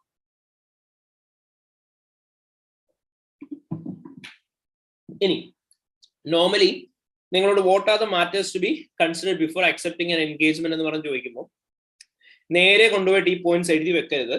സിനാരിയോയ്ക്കകത്ത് റിസോഴ്സിനെ കുറിച്ച് പറയുന്നുണ്ടെങ്കിൽ മാത്രം അതിനെ കുറിച്ച് എഴുതാം. If there is something in the scenario that affects a company's reputation അതിനെ കുറിച്ച് പറയാം. മാനേജ്മെന്റ് ഇന്റഗ്രിറ്റിനെ അഫക്ട് ചെയ്യുന്ന കാര്യങ്ങൾ എന്നുണ്ടെങ്കിൽ അതിനെ കുറിച്ച് പറയാം. ഇൻഡിപെൻഡൻസ് ആൻഡ് ഒബ്ജക്ടിവിറ്റിനെ അഫക്ട് ചെയ്യുന്ന ഫാക്ടേഴ്സ് എന്തെങ്കിലും ഉണ്ടെങ്കിൽ അതിനെ കുറിച്ച് പറയാം. അപ്പൊ എന്തൊക്കെയാണോ സിനാരിയോയിലുള്ളത് സിനാരിയോയിലുള്ള കാര്യങ്ങളെ ബേസ് ചെയ്ത് മാത്രം പറഞ്ഞാൽ മതി. ആൻഡ് നിങ്ങളോട് matters to be considered before accepting an audit engagement, matters to be considered before accepting an audit engagement എന്തൊക്കെയാണോ ആ ഓഡിറ്റ് എൻഗേജ്മെന്റ് അക്സെപ്റ്റ് ചെയ്യുന്നതിന് മുന്നേയുള്ള ഫാക്ടേഴ്സിനെ കുറിച്ച് മാത്രമാണ് നിങ്ങൾ മെൻഷൻ ചെയ്യേണ്ടത്. അതായത് ഇവിടെ നോക്കിയേ, ഈ പ്രൊഫഷണൽ ക്ലിയറൻസും പ്രീ കണ്ടീഷൻസ് ഫോർ ആൻ ഓഡിറ്റും ഓഡിറ്റ് എൻഗേജ്മെന്റിന്റെ കേസിൽ മാത്രമേ പറയാൻ പാടുള്ളൂ, അല്ലാത്ത ഒരു സിറ്റുവേഷനിലും നിങ്ങൾ ഇത് പറയാൻ പാടില്ല. So you have to always keep this one in mind. Clear ആയ എല്ലാവർക്കും? Is that clear everyone? Okay. ഇനി സ്പെസിഫിക്കലി നമ്മൾ ഓരോ എൻഗേജ്മെന്റിന്റെ കേസിൽ പഠിച്ചിരുന്നു. ഡ്യൂ ഡെലിജൻസ് എൻഗേജ്മെന്റിന്റെ കേസിലാണ് എന്തൊക്കെ മാറ്റേഴ്സ് ആണ് കൺസിഡർ ചെയ്യേണ്ടത്, പ്രോസ്പെക്റ്റീവ് ഫിനാൻഷ്യൽ ഇൻഫർമേഷന്റെ കേസിൽ എന്തൊക്കെയാണ് കൺസിഡർ ചെയ്യേണ്ടതൊക്കെ പഠിച്ചു. അവിടെ ഞാൻ പ്രത്യേകം നിങ്ങൾക്ക് പറഞ്ഞു തരികയും ചെയ്തിട്ടുണ്ടായിരുന്നു. PFI'd എൻഗേജ്മെന്റിന്റെ കേസിൽ മാത്രമേ നിങ്ങൾ ഇത് പറയാൻ പാടുള്ളൂ. ആൻഡ് PFI'd എൻഗേജ്മെന്റ് ആണ് ചോദിക്കുന്നുണ്ടെങ്കിൽ ആദ്യമേ as per ISA 3400 intended users, then general ആണോ ലിമിറ്റഡ് ഡിസ്ട്രിബ്യൂഷൻ ആണോ, അസംഷൻസ് എന്തൊക്കെയാണ്, എലമെന്റ്സ് എന്തൊക്കെയാണ്, പീരിയഡ് കവേർഡ് എന്തൊക്കെയാണ്, ഈ കാര്യങ്ങൾ വേണം നിങ്ങൾ ആദ്യമേ പറയാൻ. ഇത് പറഞ്ഞു കഴിഞ്ഞതിന് ശേഷം മാത്രമേ ഈ ജനറൽ ഫാക്ടേഴ്സിനെ കുറിച്ച് പറയാൻ പാടുള്ളൂ. ക്ലിയർ ആയോ? Is that clear? Yes, sir. Okay, fine.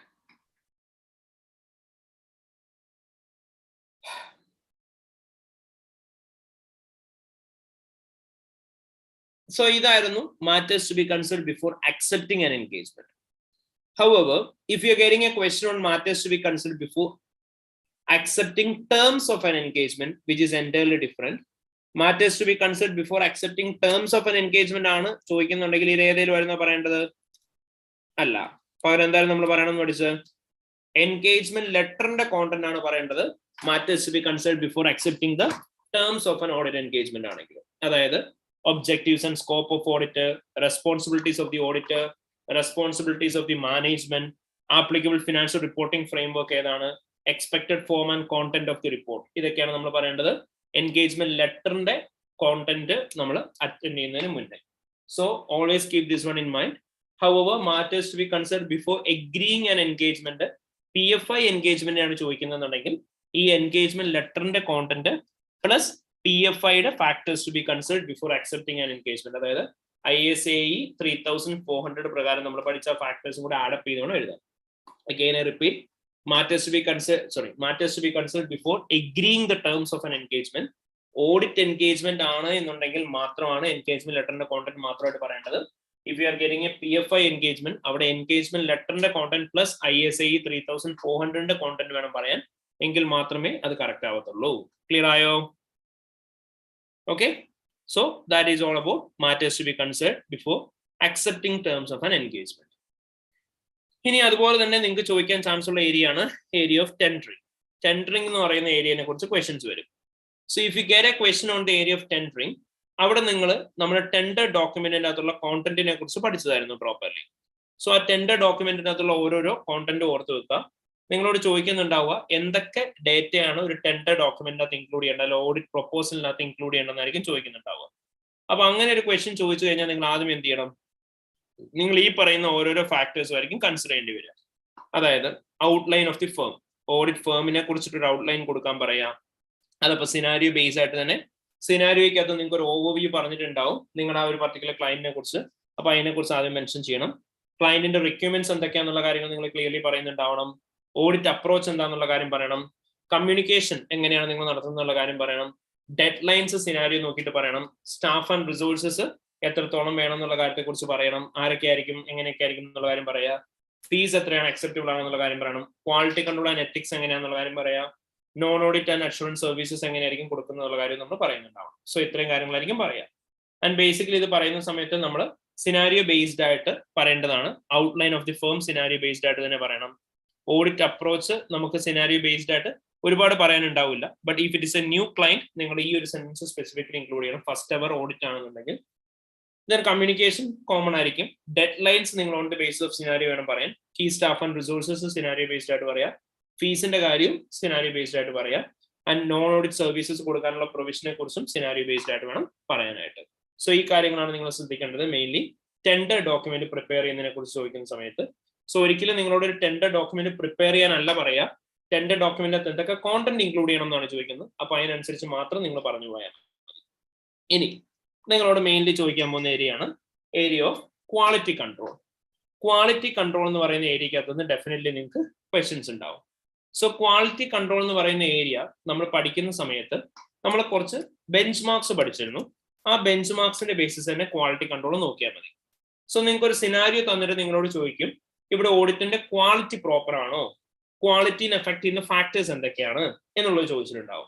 So if you get a question on quality control, the only thing that you have to do is a fact that നിങ്ങൾ നോക്കുക ഏതൊക്കെ ISAs ആയിരുന്നു follow ചെയ്യേണ്ടത്, ആ ISAs ഓരോന്നും follow ചെയ്തിട്ടുണ്ടോ. Then അതായത് ഇപ്പം നമുക്കറിയാം ആസ് പെർ ISA 320 നമ്മൾ പഠിച്ചിട്ടുള്ളതാണ് materiality should be reviewed throughout the audit, revised whenever necessary. അപ്പൊ ക്വസ്റ്റ്യൻ്റെ അകത്ത് പറയും materiality throughout the audit it was same, അത് റിവ്യൂ ചെയ്യോ റിവൈസ് ചെയ്യോ ചെയ്തിട്ടുണ്ടാവില്ല എന്ന് പറഞ്ഞിട്ടുണ്ടാവും. So that's a problem. അപ്പൊ അങ്ങനെ എന്തെങ്കിലും ഉണ്ടോ എന്നുള്ള കാര്യം നോക്കുക. സോ ലിറ്ററലി ഇതാണ് നമ്മൾ ഇവിടെ പറയേണ്ടി വരിക. നെക്സ്റ്റ്, അപ്രോപ്രിയേറ്റ് ആയിട്ടുള്ള ലെവൽ ഓഫ് സ്റ്റാഫിനെ കൊണ്ടാണ് വർക്ക് ചെയ്യിപ്പിച്ചേക്കുന്നത് നോക്കുക. നിങ്ങളോട് പറയും ജൂനിയേഴ്സ് ആണ് മെറ്റീരിയാലിറ്റി കമ്പ്യൂട്ടേഷൻ നടത്തിയേക്കുന്നത്, ജൂനിയേഴ്സ് ആണ് റിവ്യൂ നടത്തിയേക്കുന്നത് എന്നൊക്കെ പറയും. ഓഡിറ്റ് ടൈം പ്രഷർ ആണോ നോക്കുക. ടൈപ്പ് ഓഫ് എവിഡൻസ് ഒബ്റ്റെയിൻ ചെയ്തിരിക്കുന്ന അപ്രോപ്രിയേറ്റ് ആണോ നോക്കണം. നമ്മൾ പഠിച്ചിട്ടുള്ളതാണ് റിട്ടൺ വേഴ്സസ് ഓറൽ, അതുപോലെ തന്നെ external versus internal, evidence obtained by the auditor versus provided by the client, then original documents versus photo copies. അപ്പൊ ഇതിൽ ഏത് തരത്തിൽ ഓഫ് എവിഡൻസ് ആണ് ഒബ്റ്റെയിൻ ചെയ്തേക്കുന്നത് നോക്കാം. ടൈപ്സ് ഓഫ് എവിഡൻസ് ഒബ്റ്റെയിൻ ചെയ്തേക്കുന്ന അപ്രോപ്രിയേറ്റ് ആണോ എന്നുള്ള കാര്യം നമ്മൾ കൺഫേം ചെയ്യണം. നമുക്കറിയാം റിട്ടൺ ആണ് കൂടുതൽ റിലയബിൾ ദാൻ ഓറൽ, external ആണ് കൂടുതൽ reliable than internal, then auditor obtained ആണ് കൂടുതൽ reliable than provide by the client, original documents ആണ് റിലയബിൾ ദാൻ ഫോട്ടോ കോപ്പീസ്. ഇതൊക്കെ നമ്മൾ കൺസിഡർ ചെയ്യുക. അതുപോലെ തന്നെ ഓഡിറ്റ് പ്ലാൻ പോലെ തന്നെയാണ് പെർഫോം ചെയ്തേക്കുന്നത് നോക്കുക. Audit properly supervised and reviewed ആണെന്നുള്ള കാര്യം കൺസിഡർ ചെയ്യണം. ഈ കാര്യങ്ങൾ ഓരോന്നുമാണ് നമ്മൾ കൺസിഡർ ചെയ്യേണ്ടത് quality of the audit engagement നമ്മൾ കൺസിഡർ ചെയ്യുന്ന സമയത്ത്. Is that clear everyone? Yes, sir. Okay. Then next one is about the due diligence. Due diligence എന്ന് പറയുന്ന ഏരിയക്കകത്ത് നിന്ന് മെയിൻലി 2 കാറ്റഗറി ക്വസ്റ്റ്യൻസ് ആയിരിക്കും നമുക്ക് വരുന്നുണ്ടാവുക. നമ്മൾ ചീറ്റ എന്ന് പറയുന്ന ഒരു ക്വസ്റ്റ്യൻ ചെയ്തിരുന്നു, ആൻഡ് സെയിം ആസ് ദാറ്റ് നമ്മൾ ജേക്കബ് എന്ന് പറയുന്ന ക്വസ്റ്റ്യൻ, ഒരു ക്വസ്റ്റ്യൻ അല്ല, ജേക്കബ് എന്ന് പറയുന്ന ക്വസ്റ്റ്യനും നമ്മൾ ചെയ്തിട്ടുണ്ടായിരുന്നു. സോ നോർമലി നമ്മളോട് ഇവിടെ ചോദിക്കുന്ന സമയത്ത് നിങ്ങളോട് ചോദിക്കുന്നുണ്ടാവും ഒന്ന് ഇതായിരിക്കും, എന്തുകൊണ്ടാണ് why do we need further investigation എന്നായിരിക്കും ചോദിക്കുന്നുണ്ടാവുക. ആദ്യം എന്താണ് ഡ്യൂ ഡെലിജൻസ് എൻഗേജ്മെന്റ് എന്നുള്ള കാര്യം ഒന്ന് ഓർത്ത് വെക്കുക. നമ്മൾ പഠിച്ചിട്ടുള്ളതാണ് ഡ്യൂ ഡെലിജൻസ് എന്ന് പറയുമ്പോഴത്തേനും നോർമലി ഒരു പർട്ടിക്കുലർ ക്ലയന്റ് മറ്റൊരു ക്ലയന്റിനെ അക്യൂർ ചെയ്യാൻ പോവാണ്. ഒരു ക്ലയന്റ് മറ്റൊരു ക്ലയന്റിനെ അക്യൂർ ചെയ്യുന്ന സമയത്ത് ആ അക്വിസിഷൻ വേർത്ത് ഇറ്റ് ആയിരിക്കും എന്ന് നോക്കുന്ന എൻഗേജ്മെന്റ് ആണ് ഡ്യൂ ഡെലിജൻസ് എൻഗേജ്മെന്റ് എന്ന് പറയുന്നത്. അതുകൊണ്ട് തന്നെ explain Y matters require further investigation, എന്തുകൊണ്ടാണ് മാറ്റേഴ്സിന് ഫർദർ ഇൻവെസ്റ്റിഗേഷൻ വേണ്ടത് എന്ന് ചോദിച്ചു കഴിഞ്ഞാൽ റീസൺ ഇതായിരിക്കും. എന്താണോ അവരുടെ ഒബ്ജക്റ്റീവ് ഓഫ് അക്വിസിഷൻ അച്ചീവ് ചെയ്യാൻ പറ്റുമോ എന്ന് അറിയാനായിട്ടാണ് ഫർദർ ഇൻവെസ്റ്റിഗേഷൻ. അപ്പൊ അതുകൊണ്ട് തന്നെ നിങ്ങൾ ഇവിടെ നോക്കുക എന്താണ് ഒബ്ജക്റ്റീവ് ഓഫ് അക്വിസിഷൻ. ഇവരുടെ ഒബ്ജക്റ്റീവ് ഓഫ് അക്വിസിഷൻ എന്ന് പറയുന്നത് ഫർദർ ഒരു ഡെവലപ്മെന്റിന് വേണ്ടിയിട്ടാണോ, എന്തെങ്കിലും സിനർജി ബെനിഫിറ്റ്സ് കിട്ടാൻ വേണ്ടിയിട്ടാണോ, അത് ഓരോന്നും നോക്കുക. കാരണം അൾട്ടിമേറ്റ്ലി എന്തിനു വേണ്ടിയിട്ടാണോ ഇവർ അക്വിസിഷൻ നടത്തുന്നത് എന്നുള്ളത് മനസ്സിലായാൽ മാത്രമേ നമുക്ക് മനസ്സിലാവത്തുള്ളൂ ആ അക്വിസിഷൻ വേർത്ത് ഇറ്റ് ആവോ അല്ലയോ എന്നുള്ള കാര്യം. So we will be always giving primary importance for the reasons why they are willing to acquire the other company. അതായിരിക്കും നമ്മൾ ആദ്യമേ നോക്കുന്നുണ്ടാവുക. ഇനി രണ്ടാമതായിട്ട് നമ്മൾ ഇവിടെ കൺസിഡർ ചെയ്യേണ്ടത് എന്താണെന്ന് ചോദിച്ചാൽ റീസൺ ഫോർ അക്വിസിഷൻ എന്താണെന്നുള്ളത് നമുക്ക് മനസ്സിലായി. ഇനി വേറെ എന്തെങ്കിലും ഒബ്ജക്റ്റീവ് ഉണ്ടോ ഡ്യൂ ഡെലിജൻസ് എൻഗേജ്മെന്റ് നടത്തുന്നുണ്ട്? ഇവിടെ പറയുന്നുണ്ട് ഇവര് നമ്മുടെ ഡ്യൂ ഡെലിജൻസ് എൻഗേജ്മെന്റിന്റെ ബേസിലാണ് പ്രൈസ് ഫിക്സ് ചെയ്യുന്നത്. സോ ഓട്ടോമാറ്റിക്കലി ഈ ഡ്യൂ ഡെലിജൻസിന്റെ അത് ഫർദർ ഇൻവെസ്റ്റിഗേഷൻ എന്തിനു വേണ്ടിയിട്ടാണെന്ന് ചോദിച്ചാൽ എന്തിനു വേണ്ടിയിട്ടായിരിക്കും? പ്രൈസ് നമുക്ക് റെഡ്യൂസ് ചെയ്യാൻ പറ്റുമോ, നെഗോഷിയേറ്റ് ചെയ്യാൻ പറ്റുമോ എന്നറിയാൻ വേണ്ടിയിട്ടായിരിക്കും. So whatever be the purpose of acquisition, നിങ്ങളുടെ സിനാരിയോയിൽ എന്താണ് പറഞ്ഞേക്കുന്നത് അതേ പറ്റിയിട്ട് കൂടുതൽ മനസ്സിലാക്കാൻ അല്ലെങ്കിൽ ആ ഒബ്ജക്റ്റീവ് അച്ചീവ് ചെയ്യുമെന്ന് അറിയാനായിരിക്കും ഫർദർ ഇൻവെസ്റ്റിഗേഷൻ. അത് തന്നെയായിരിക്കും നിങ്ങൾ അവിടെ പറയേണ്ടി വരും. ഇനി അതേപോലെ തന്നെ നിങ്ങളോട് ചോദിക്കാൻ ചാൻസ് ഉള്ള മറ്റൊരു ക്വസ്റ്റ്യൻ ആണ് ഈ സെയിം ഡ്യൂ ഡെലിജൻസിന്റെ ഏരിയ എന്ന് തന്നെ നിങ്ങളോട് ചോദിക്കും അഡീഷണൽ ഇൻഫർമേഷൻസ് എന്തൊക്കെയാണ് നിങ്ങൾക്ക് ഡ്യൂ ഡെലിജൻസ് നടത്താൻ വേണ്ടിയിട്ട് ആവശ്യമായിട്ടുള്ളത്. ആ അഡീഷണൽ ഇൻഫർമേഷനെ നീഡും സ്പെസിഫൈ ചെയ്യാൻ നിങ്ങളോട് പറയും. സോ ലിറ്ററലി നിങ്ങൾ ഇവിടെ ചെയ്യുന്ന ഇത്രയേ ഉള്ളൂ, ഇവിടുത്തെ സിനാരിയോ വായിച്ചു നോക്കുക, എന്നിട്ട് നിങ്ങളാണ് ആ കമ്പനി വാങ്ങാൻ പോയി നിൽക്കുന്നത് എന്നുള്ള കാര്യം അസ്യൂം ചെയ്യുക.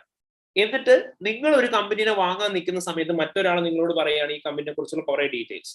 ആ ഡീറ്റെയിൽസ് എന്തൊക്കെയാണോ പറഞ്ഞേക്കുന്നത് ആ ഡീറ്റെയിൽസ് കിട്ടാൻ വേണ്ടിയിട്ട് നിങ്ങൾ എന്തൊക്കെ വേണം, ആ വേണ്ടതിന്റെ പർപ്പസ് എന്താണ്. ഇവിടെ ഇപ്പൊ നിങ്ങളെ കമ്പനി വാങ്ങാൻ പോയി നിൽക്കുമ്പോൾ അവിടെ നിങ്ങളോട് പറയുന്നുണ്ട് അക്കൗണ്ടിങ് വർക്ക് ഔട്ട്സോഴ്സ് ചെയ്തേക്കാണ്, മറ്റൊരു കമ്പനിക്കാണ് ടാക്സ് ആൻഡ് അക്കൗണ്ടിങ് വർക്ക് കൊടുത്തേക്കുന്നത്. So why do we need that information? Because ultimately നിങ്ങൾ അക്യൂർ ചെയ്തതിനു ശേഷം നിങ്ങളാണ് ആ എമൗണ്ട് പേ ചെയ്യേണ്ടത്. സോ നിങ്ങൾക്ക് അറിയണം ടോട്ടൽ വർക്ക് ഔട്ട്സോഴ്സ് ചെയ്തിട്ടുണ്ടോ, അല്ലെങ്കിൽ ഒരു പാർട്ട് ഓഫ് ദി വർക്ക് മാത്രം ഔട്ട്സോഴ്സ് ചെയ്തിട്ടുള്ളോ, എത്ര ഡ്യൂറേഷനിലേക്കാണ് ഔട്ട്സോഴ്സ് ചെയ്തേക്കുന്നത്, ഇത് അറിഞ്ഞാൽ മാത്രമേ നിങ്ങൾക്ക് ഫർദർ ചെയ്യാൻ പറ്റുള്ളൂ. സോ ഇൻ ദാറ്റ് കേസ് നിങ്ങൾക്ക് വേണ്ടുന്ന ഇൻഫർമേഷൻ എന്ന് പറയുന്നത് അതായിരിക്കും.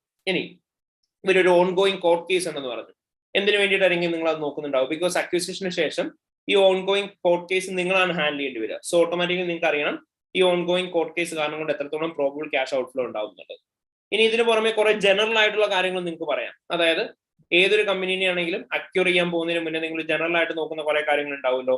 അതായത് ഓർഗനൈസേഷന്റെ സ്ട്രക്ചർ ഡെഫിനറ്റ്ലി നിങ്ങൾ നോക്കുന്നുണ്ടാവും. ഇനി ആ ഓർഗനൈസേഷന്റെ സ്ട്രക്ചറിന് പുറമെ പ്രീവിയസ് ഇയർ ഫിനാൻഷ്യൽ സ്റ്റേറ്റ്മെന്റ്സ് ഉണ്ടാവും. ആ പ്രീവിയസ് ഇയർ ഫിനാൻഷ്യൽ സ്റ്റേറ്റ്മെന്റ്സ് നിങ്ങൾ എന്താണെങ്കിലും ഡെഫിനറ്റ്ലി നോക്കുന്നുണ്ടാവും. ദെൻ അതേപോലെ തന്നെ അവിടെയുള്ള ഡയറക്ടേഴ്സ് കോൺട്രാക്ട് നിങ്ങൾ നോക്കുന്നുണ്ടാവും. ദെൻ അതേപോലെ തന്നെ സെയിം as that ഇതിന്റെ ഇവിടെ പറഞ്ഞേക്കുന്ന പോലെ ഈ ഓർഗനൈസേഷണൽ സ്ട്രക്ചറിന് പുറമെ prior year audited financial statements management accounts നോക്കുന്നുണ്ടാവും. മോസ്റ്റ് റീസെന്റ് ആയിട്ടുള്ള management accounts, budget and forecast, ഇതൊക്കെ എല്ലാ സിനാരിയോയിലും നിങ്ങൾക്ക് പറയാൻ പറ്റുന്നതാണ്. കാരണം അൾട്ടിമേറ്റ്ലി ഏതൊരു കമ്പനീനെ വാങ്ങുന്ന സമയത്തും ഫ്യൂച്ചറിൽ എന്ത് റവന്യൂ കിട്ടാൻ ചാൻസ് ഉണ്ട്. മാനേജ്മെന്റ് അക്കൗണ്ട്സ് നോക്കുമ്പോൾ ബഡ്ജറ്റ് ടു ആക്ഷൻ തമ്മിൽ വേരിയൻസ് ഉണ്ടോ, actual prior year financial statements നോക്കാം, മാനേജ്മെന്റ് അക്കൗണ്ട്സ് നോക്കാം. ഇതൊക്കെ നോക്കുന്ന വഴി നമുക്ക് എന്ത് മനസ്സിലാക്കാൻ പറ്റും, കമ്പനിയുടെ പെർഫോമൻസ് മനസ്സിലാക്കാനായിട്ട് പറ്റും. ഇനി same as that you might be getting questions on PFI engagements. So PFI എൻഗേജ്മെന്റ്സിന് മേലെ ക്വസ്റ്റ്യൻസ് കിട്ടുന്ന സമയത്ത് നിങ്ങൾ അവിടെ ശ്രദ്ധിക്കേണ്ടത് എന്താണെന്ന് ചോദിച്ചാൽ ഇത്രയേ ഉള്ളൂ. നിങ്ങൾക്ക് ഓൾറെഡി ഒരു PFI എൻഗേജ്മെന്റിന്റെ PFI എൻഗേജ്മെന്റിന്റെ ഫിനാൻഷ്യൽ സ്റ്റേറ്റ്മെന്റ്സ് തരും. സോ ഈ ഫിനാൻഷ്യൽ സ്റ്റേറ്റ്മെന്റ്സ് ഇപ്പൊ സേ ഫോർ എക്സാമ്പിൾ കാണിക്കുകയാണെന്നുണ്ടെങ്കിൽ വോട്ടേഴ്സ് എന്ന് പറയുന്ന ക്വസ്റ്റ്യൻ എടുക്കാം, അല്ലെങ്കിൽ ഹോക്ക് എന്ന് പറയുന്ന ക്വസ്റ്റ്യൻ എടുക്കാം. സോ PFI എൻഗേജ്മെന്റിന്റെ കേസിൽ നമുക്ക് ഇങ്ങനെ ഹോക്ക് എന്ന് പറയുന്ന പോലത്തെ ക്വസ്റ്റ്യൻസ് തന്നിട്ടുണ്ടാവും. സോ ലിറ്ററലി അവർ നിങ്ങൾക്ക് ഒരു P&L-ഉം ഒരു ബാലൻസ് ഷീറ്റും അല്ലെങ്കിൽ ഈതർ ഒരു P&L മാത്രം അല്ലെങ്കിൽ ഒരു ബാലൻസ് ഷീറ്റ് ഒക്കെ ആയിരിക്കും തരുന്നുണ്ടാവുക. ഞാൻ നിങ്ങൾക്ക് ഒരു P&L-ഉം ബാലൻസ് ഷീറ്റും തന്നിട്ട് നിങ്ങളോട് പറയും PFI-യുടെ പ്രൊസീജിയേഴ്സ് എഴുതാൻ. സോ ഓഡിറ്റ് പ്രൊസീജിയേഴ്സും PFI-യുടെ പ്രൊസീജിയേഴ്സും തമ്മിൽ സ്ലൈറ്റ് ഡിഫറൻസ് ഉണ്ട്. കാരണം ഫിനാൻഷ്യൽ സ്റ്റേറ്റ്മെന്റ്സ് ഓഡിറ്റ് ചെയ്യുന്ന സമയത്ത് നമ്മുടെ ഹിസ്റ്റോറിക് ഫിനാൻഷ്യൽ ഇൻഫർമേഷൻ ആണത്. അതുകൊണ്ട് തന്നെ നമുക്ക് ഒരുപാട് എവിഡൻസുകൾ അവൈലബിൾ ആയിരിക്കും. പക്ഷെ PFI എന്ന് പറയുമ്പോൾ അവിടെ വരുന്നൊരു പ്രോബ്ലം എന്തായിരിക്കും, PFI-യുടെ കേസ് നമുക്ക് ഒരുപാട് എവിഡൻസുകൾ കിട്ടില്ല. കാരണം ഇറ്റ്സ് അൾട്ടിമേറ്റ്ലി എ ഫോർകാസ്റ്റ്, ഫ്യൂച്ചറിൽ ഉണ്ടാവാൻ പോകുന്നതാണ്. ഫ്യൂച്ചറിൽ ഉണ്ടാവാൻ പോകുന്ന കാര്യമായിട്ട് തന്നെ നമുക്ക് അവിടെ ഒരുപാട് എവിഡൻസുകൾ അവൈലബിൾ ആയിരിക്കത്തില്ല. അപ്പൊ ആ ഒരു സിറ്റുവേഷൻ നമ്മൾ കൂടുതലും മാനേജ്മെന്റുമായിട്ട് എൻക്വയറിയും ട്രെൻഡ് അനാലിസിസും അതുപോലെ തന്നെ നമ്മൾ റീകാൽക്കുലേഷൻസും ഒക്കെ മാത്രമായിരിക്കും ചെയ്യുന്നുണ്ടാവുക. സോ അതുകൊണ്ട് തന്നെയാണ് PFI-യുടെ എൻഗേജ്മെന്റിന് വേണ്ടിയിട്ട് തന്നെ ഞാൻ നിങ്ങൾക്ക് ഒരു നോട്ട്സ് തന്നിട്ടുണ്ടായിരുന്നു. I hope you all of you have received this notes. അല്ലാന്നുണ്ടെങ്കിൽ നമ്മുടെ സൈറ്റിൽ നിന്ന് തന്നെ നിങ്ങൾക്ക് ഡൗൺലോഡ് ചെയ്യാം. സോ ഇവിടെ PFI-യുടെ എൻഗേജ്മെന്റ് കേസിൽ P&L ആണ് ചോദിക്കുന്നതെങ്കിൽ സ്പെസിഫിക്കലി ഞാൻ പോയിന്റ്സ് തന്നിട്ടുണ്ടായിരുന്നു. ബാലൻസ് ഷീറ്റ് ആണ് ചോദിക്കുന്നതെങ്കിൽ സ്പെസിഫിക്കലി പോയിന്റ്സ് തന്നിട്ടുണ്ടായി, ജനറൽ പോയിന്റ്സും തന്നിട്ടുണ്ട്. So if you getting a question on forecasted P&L, you can use both this general points and P&L points. If you are getting a forecasted financial statement, financial position, you can use the specific point for financial position plus general points. And if you're getting a total SOFP and P&L, you can use all of these points. But ഒരിക്കലും നേരെ കൊണ്ടുപോയി എഴുതി വെക്കരുത്. പകരം നിങ്ങൾ നോക്കുക revenue കൂടിയോ, അങ്ങനെയാണെങ്കിൽ നിങ്ങൾ എന്ത് ചെയ്യണം, you have to discuss with the management about the reason for trend in revenue which has been increased by dash to dash percentage as compared with the prior year. With ratio പറയുക. അടുത്തത് നിങ്ങളുടെ cost of sales കുറഞ്ഞു, then you can ask for the breakdown of cost of sales and you can compare the current year cost with that of the prior year to understand whether they have included all the amount of cost of sales. അങ്ങനെ ഓരോന്നും വിത്ത് regarding the scenario വേണം പറയാൻ. ഒരിക്കലും by heart ആയിട്ട് കൊണ്ടുപോയി എഴുതി വെക്കരുത്. Okay, so ഇങ്ങനെയായിരിക്കും PFI-യുടെ ക്വസ്റ്റ്യൻ വരുന്നുണ്ടാവുക. സെയിം as that KPI-ന്റെ ക്വസ്റ്റ്യൻസ് നിങ്ങളോട് ചോദിക്കുന്നുണ്ടാവും. സോ KPI എന്ന് പറയുമ്പോൾ നമുക്കറിയാം these are key performance indicators. So KPI-യുടെ ക്വസ്റ്റ്യന് വേണ്ടിയിട്ട് ഏറ്റവും നല്ലത് കണ്ടിൻസ്കൈ എന്ന് പറയുന്ന ക്വസ്റ്റ്യൻ ഉണ്ട്. ദാറ്റ് ടു കണ്ടിൻസ്കൈയുടെ ക്വസ്റ്റ്യൻ എടുക്കുകയാണെന്നുണ്ടെങ്കിൽ you should only take the question number 58 in the 2020-21 revision kit, okay, or 2021-22 revision kit ആണെങ്കിൽ 58th question. ഇതിനകത്ത് ഇവിടെ നോക്കിക്കഴിഞ്ഞാൽ നിങ്ങൾക്ക് കാണാം, ഇവിടെ നിങ്ങളോട് ചോദിച്ചേക്കുന്ന ഒരു ഇൻസ്റ്റിറ്റ്യൂഷന്റെ ഗ്രാജുവേഷൻ റേറ്റ് തന്നു. അവരുടെ KPI കീ പെർഫോമൻസ് ഇൻഡിക്കേറ്റർ എന്ന് പറയുന്നത് 85% സ്റ്റുഡൻസ് ഡിഗ്രി പ്രോഗ്രാം കംപ്ലീറ്റ് ചെയ്തു എന്ന് അവർ പറയുന്നുണ്ട്. 20% സ്റ്റുഡൻസിന് ഡിസ്റ്റിങ്ഷൻ കിട്ടി. 70% ആളുകൾ യൂണിവേഴ്സിറ്റിനെ വെരി ഗുഡ് അല്ലെങ്കിൽ എക്സലന്റ് എന്ന് പറഞ്ഞിട്ട് കോഴ്സ് സാറ്റിസ്ഫാക്ഷൻ കാണിച്ചു. ഇതൊക്കെയാണ് പറഞ്ഞേക്കുന്നത്. സോ PFI എൻഗേജ്മെന്റ്സ് ആണ് നിങ്ങളോട് KPI എൻഗേജ്മെന്റ്സ് ആണ് ചോദിക്കുന്നുണ്ടെങ്കിൽ നിങ്ങൾ ഇവിടെ ആലോചിച്ച് നോക്കുക. 85% ആളുകളാണ് പെർസെന്റേജ് കംപ്ലീറ്റ് ചെയ്തു എന്ന് പറഞ്ഞേക്കുന്നത്. 85% ആളുകളാണ് ഗ്രാജുവേഷൻ റേറ്റ് കംപ്ലീറ്റ് ചെയ്തു എന്ന് പറഞ്ഞേക്കുന്നത്. അങ്ങനെയാണെങ്കിൽ എനിക്ക് ഇവിടെ ആരുമായിട്ടാണ് ഡിസ്കസ് ചെയ്യാൻ പറ്റുന്നത്? ഇവിടെ എന്തെങ്കിലും റീകാൽക്കുലേറ്റ് ചെയ്യാനുണ്ടോ? മാനേജ്മെന്റോട് ഡിസ്കസ് ചെയ്യാനുണ്ടോ? കറസ്പോണ്ടൻസ് നോക്കാൻ പറ്റുമോ? എക്സ്റ്റേണൽ കൺഫർമേഷൻ നോക്കാൻ പറ്റുമോ? ലോജിക്കലി ആലോചിച്ച് നോക്കുക. കോഴ്സ് സാറ്റിസ്ഫാക്ഷൻ 70% ഉണ്ട്. അങ്ങനെയാണെങ്കിൽ എനിക്ക് ഇവിടെ എന്തായിരിക്കും റിവ്യൂ ചെയ്യാൻ പറ്റുക? ഫീഡ്ബാക്ക് ഫോം ആണോ? അതുപോലെ തന്നെ എനിക്ക് എന്തായിരിക്കും ഇവിടെ പ്രോപ്പർലി അനലൈസ് ചെയ്യാൻ പറ്റുന്നുണ്ടാവുക? ഇവിടെ അസസ് ചെയ്യാൻ എന്തെങ്കിലും ഉണ്ടോ? മാനേജ്മെന്റുമായിട്ട് ഡിസ്കസ് ചെയ്യാൻ എന്തെങ്കിലും ഉണ്ടോ? ഈ സെയിം കാര്യം ആലോചിച്ച് നോക്കുക. ലിറ്ററലി പറഞ്ഞു കഴിഞ്ഞാൽ ഇത്രയേ ഉള്ളൂ. നിങ്ങൾ ഇവിടെ എന്ത് പറയണം? നിങ്ങളുടെ പ്രൊസീജിയർ എന്താണ്, പ്ലസ് എന്ത് തരത്തിലുള്ള ഡോക്യുമെന്റ് അല്ലെങ്കിൽ ഇൻഫോർമേഷൻ ആണ് നിങ്ങൾക്ക് അവിടെ വേണ്ടത്, പ്ലസ് നിങ്ങളുടെ പേർപ്പസ് എന്താണ്, ഇത് മൂന്നും ക്ലിയർലി സ്പെസിഫൈ ചെയ്യുക. So procedure, document or information plus purpose, ഈ 3 കാര്യങ്ങൾ പക്ക പറഞ്ഞു വെക്കണം. ക്ലിയർ ആയോ? Is that clear? Yes, sir. Okay, fine. Good.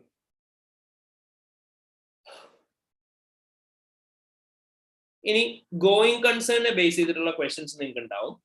So basically going കൺസേണിനെ base ചെയ്തിട്ടുള്ള ക്വസ്റ്റ്യൻ ഈ കണ്ടന്റ് സ്കൈ എന്ന് പറയുന്ന ക്വസ്റ്റ്യൻ തന്നെ ഉണ്ട്. ഇവിടെ നിങ്ങളോട് ചോദിക്കുന്നുണ്ടാവും, ഇതായിരിക്കും ഒരു സിനാരിയോ തന്നിട്ട് നിങ്ങളോട് ചോദിക്കും, ഒരു കമ്പനിയുടെ ഗോയിങ് കൺസേണിന് മേലെ സിഗ്നിഫിക്കന്റ് ഡൗട്ട് തോന്നുന്ന ഫാക്ടേഴ്സ് എന്തൊക്കെയാണ്. സോ ലിറ്ററലി വേറെ ഒന്നുമില്ല, നിങ്ങൾ ഓരോ സിനാരിയോ വായിച്ചു നോക്കാം. എന്നിട്ട് ഇവിടെ ഇപ്പൊ നിങ്ങളോട് പറയുന്നുണ്ട്, കമ്പനി അവരുടെ സപ്ലയേഴ്സുമായിട്ട് ടേംസ് റീനെഗോഷിയേറ്റ് ചെയ്ത് 50 ഡേയ്സ് ചെയ്ത് കൊടുത്തോണ്ടിരുന്ന പൈസ തൊട്ട് 80 ഡേയ്സിൽ കൊടുക്കുള്ളൂ എന്ന് പറഞ്ഞു.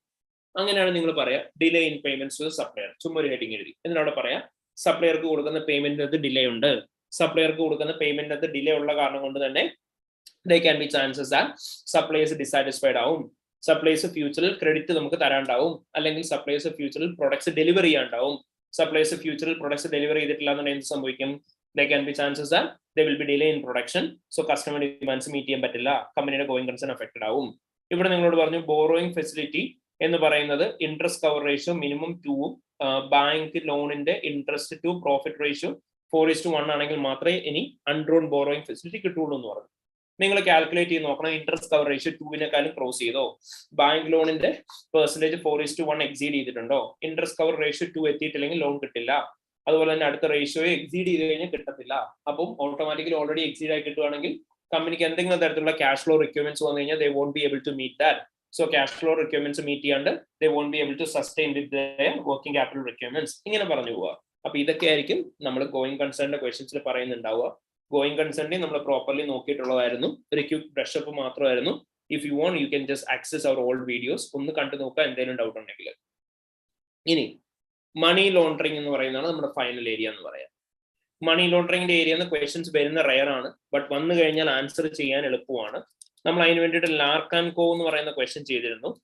So basically when it comes to the area of money laundering, അവിടെ വരുന്ന വ്യത്യാസം എന്തായിരുന്നു? മണി ലോണ്ടറിങ്ങിന്റെ സിറ്റുവേഷൻ നമ്മൾ എന്താണ് പറയേണ്ടതെന്ന് ചോദിച്ചിട്ടുണ്ടെങ്കിൽ literally we have to speak up about the possibility of having money laundering. അപ്പൊ മണി ലോണ്ടറിങ്ങിന്റെ ക്വസ്റ്റ്യൻസ് വരുന്ന സമയത്ത് നമ്മൾ എന്ത് ചെയ്യണം?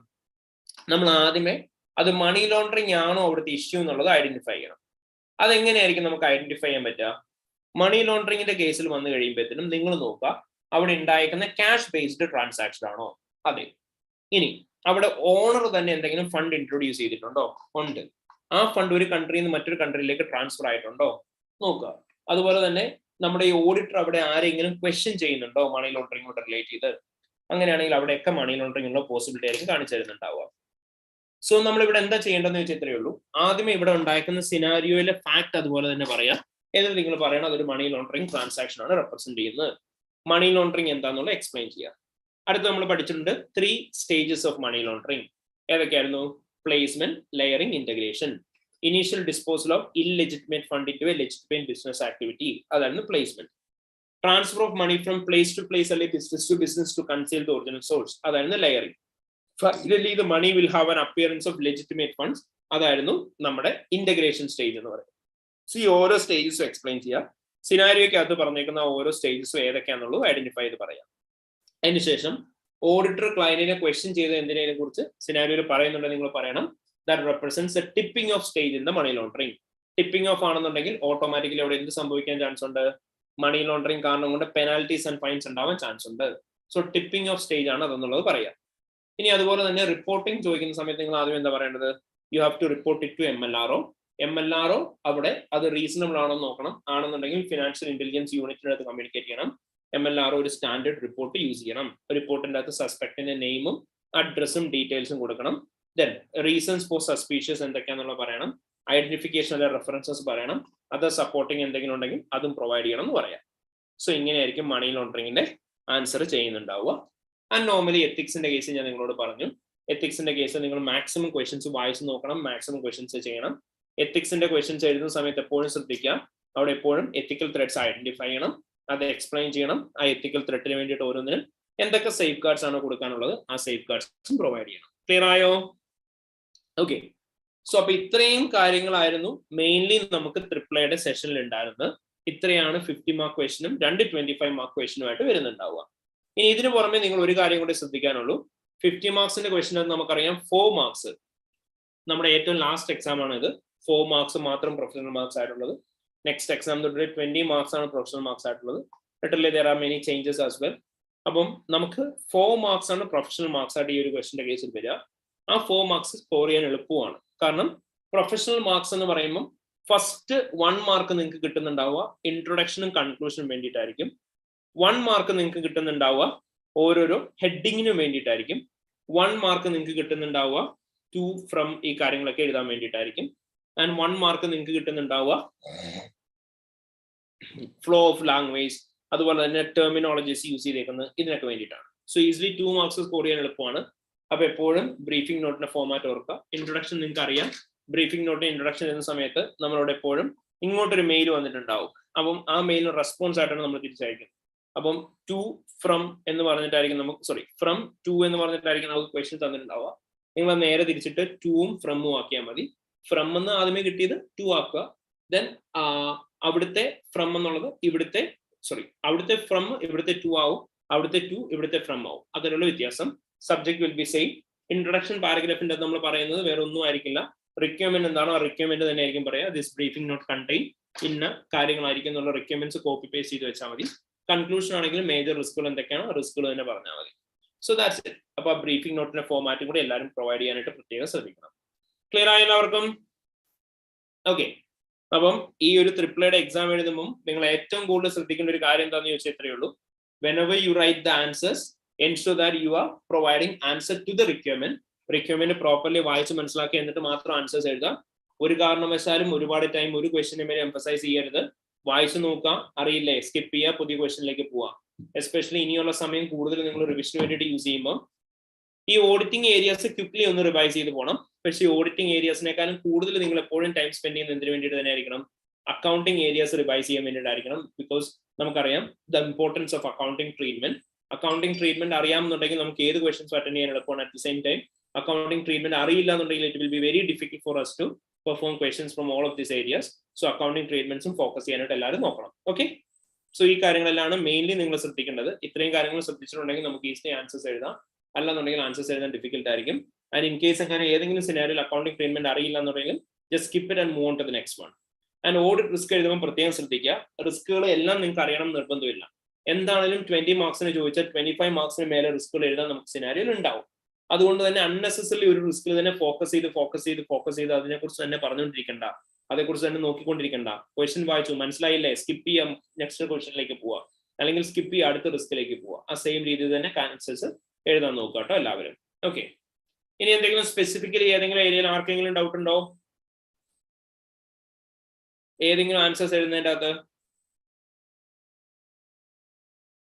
Any doubts?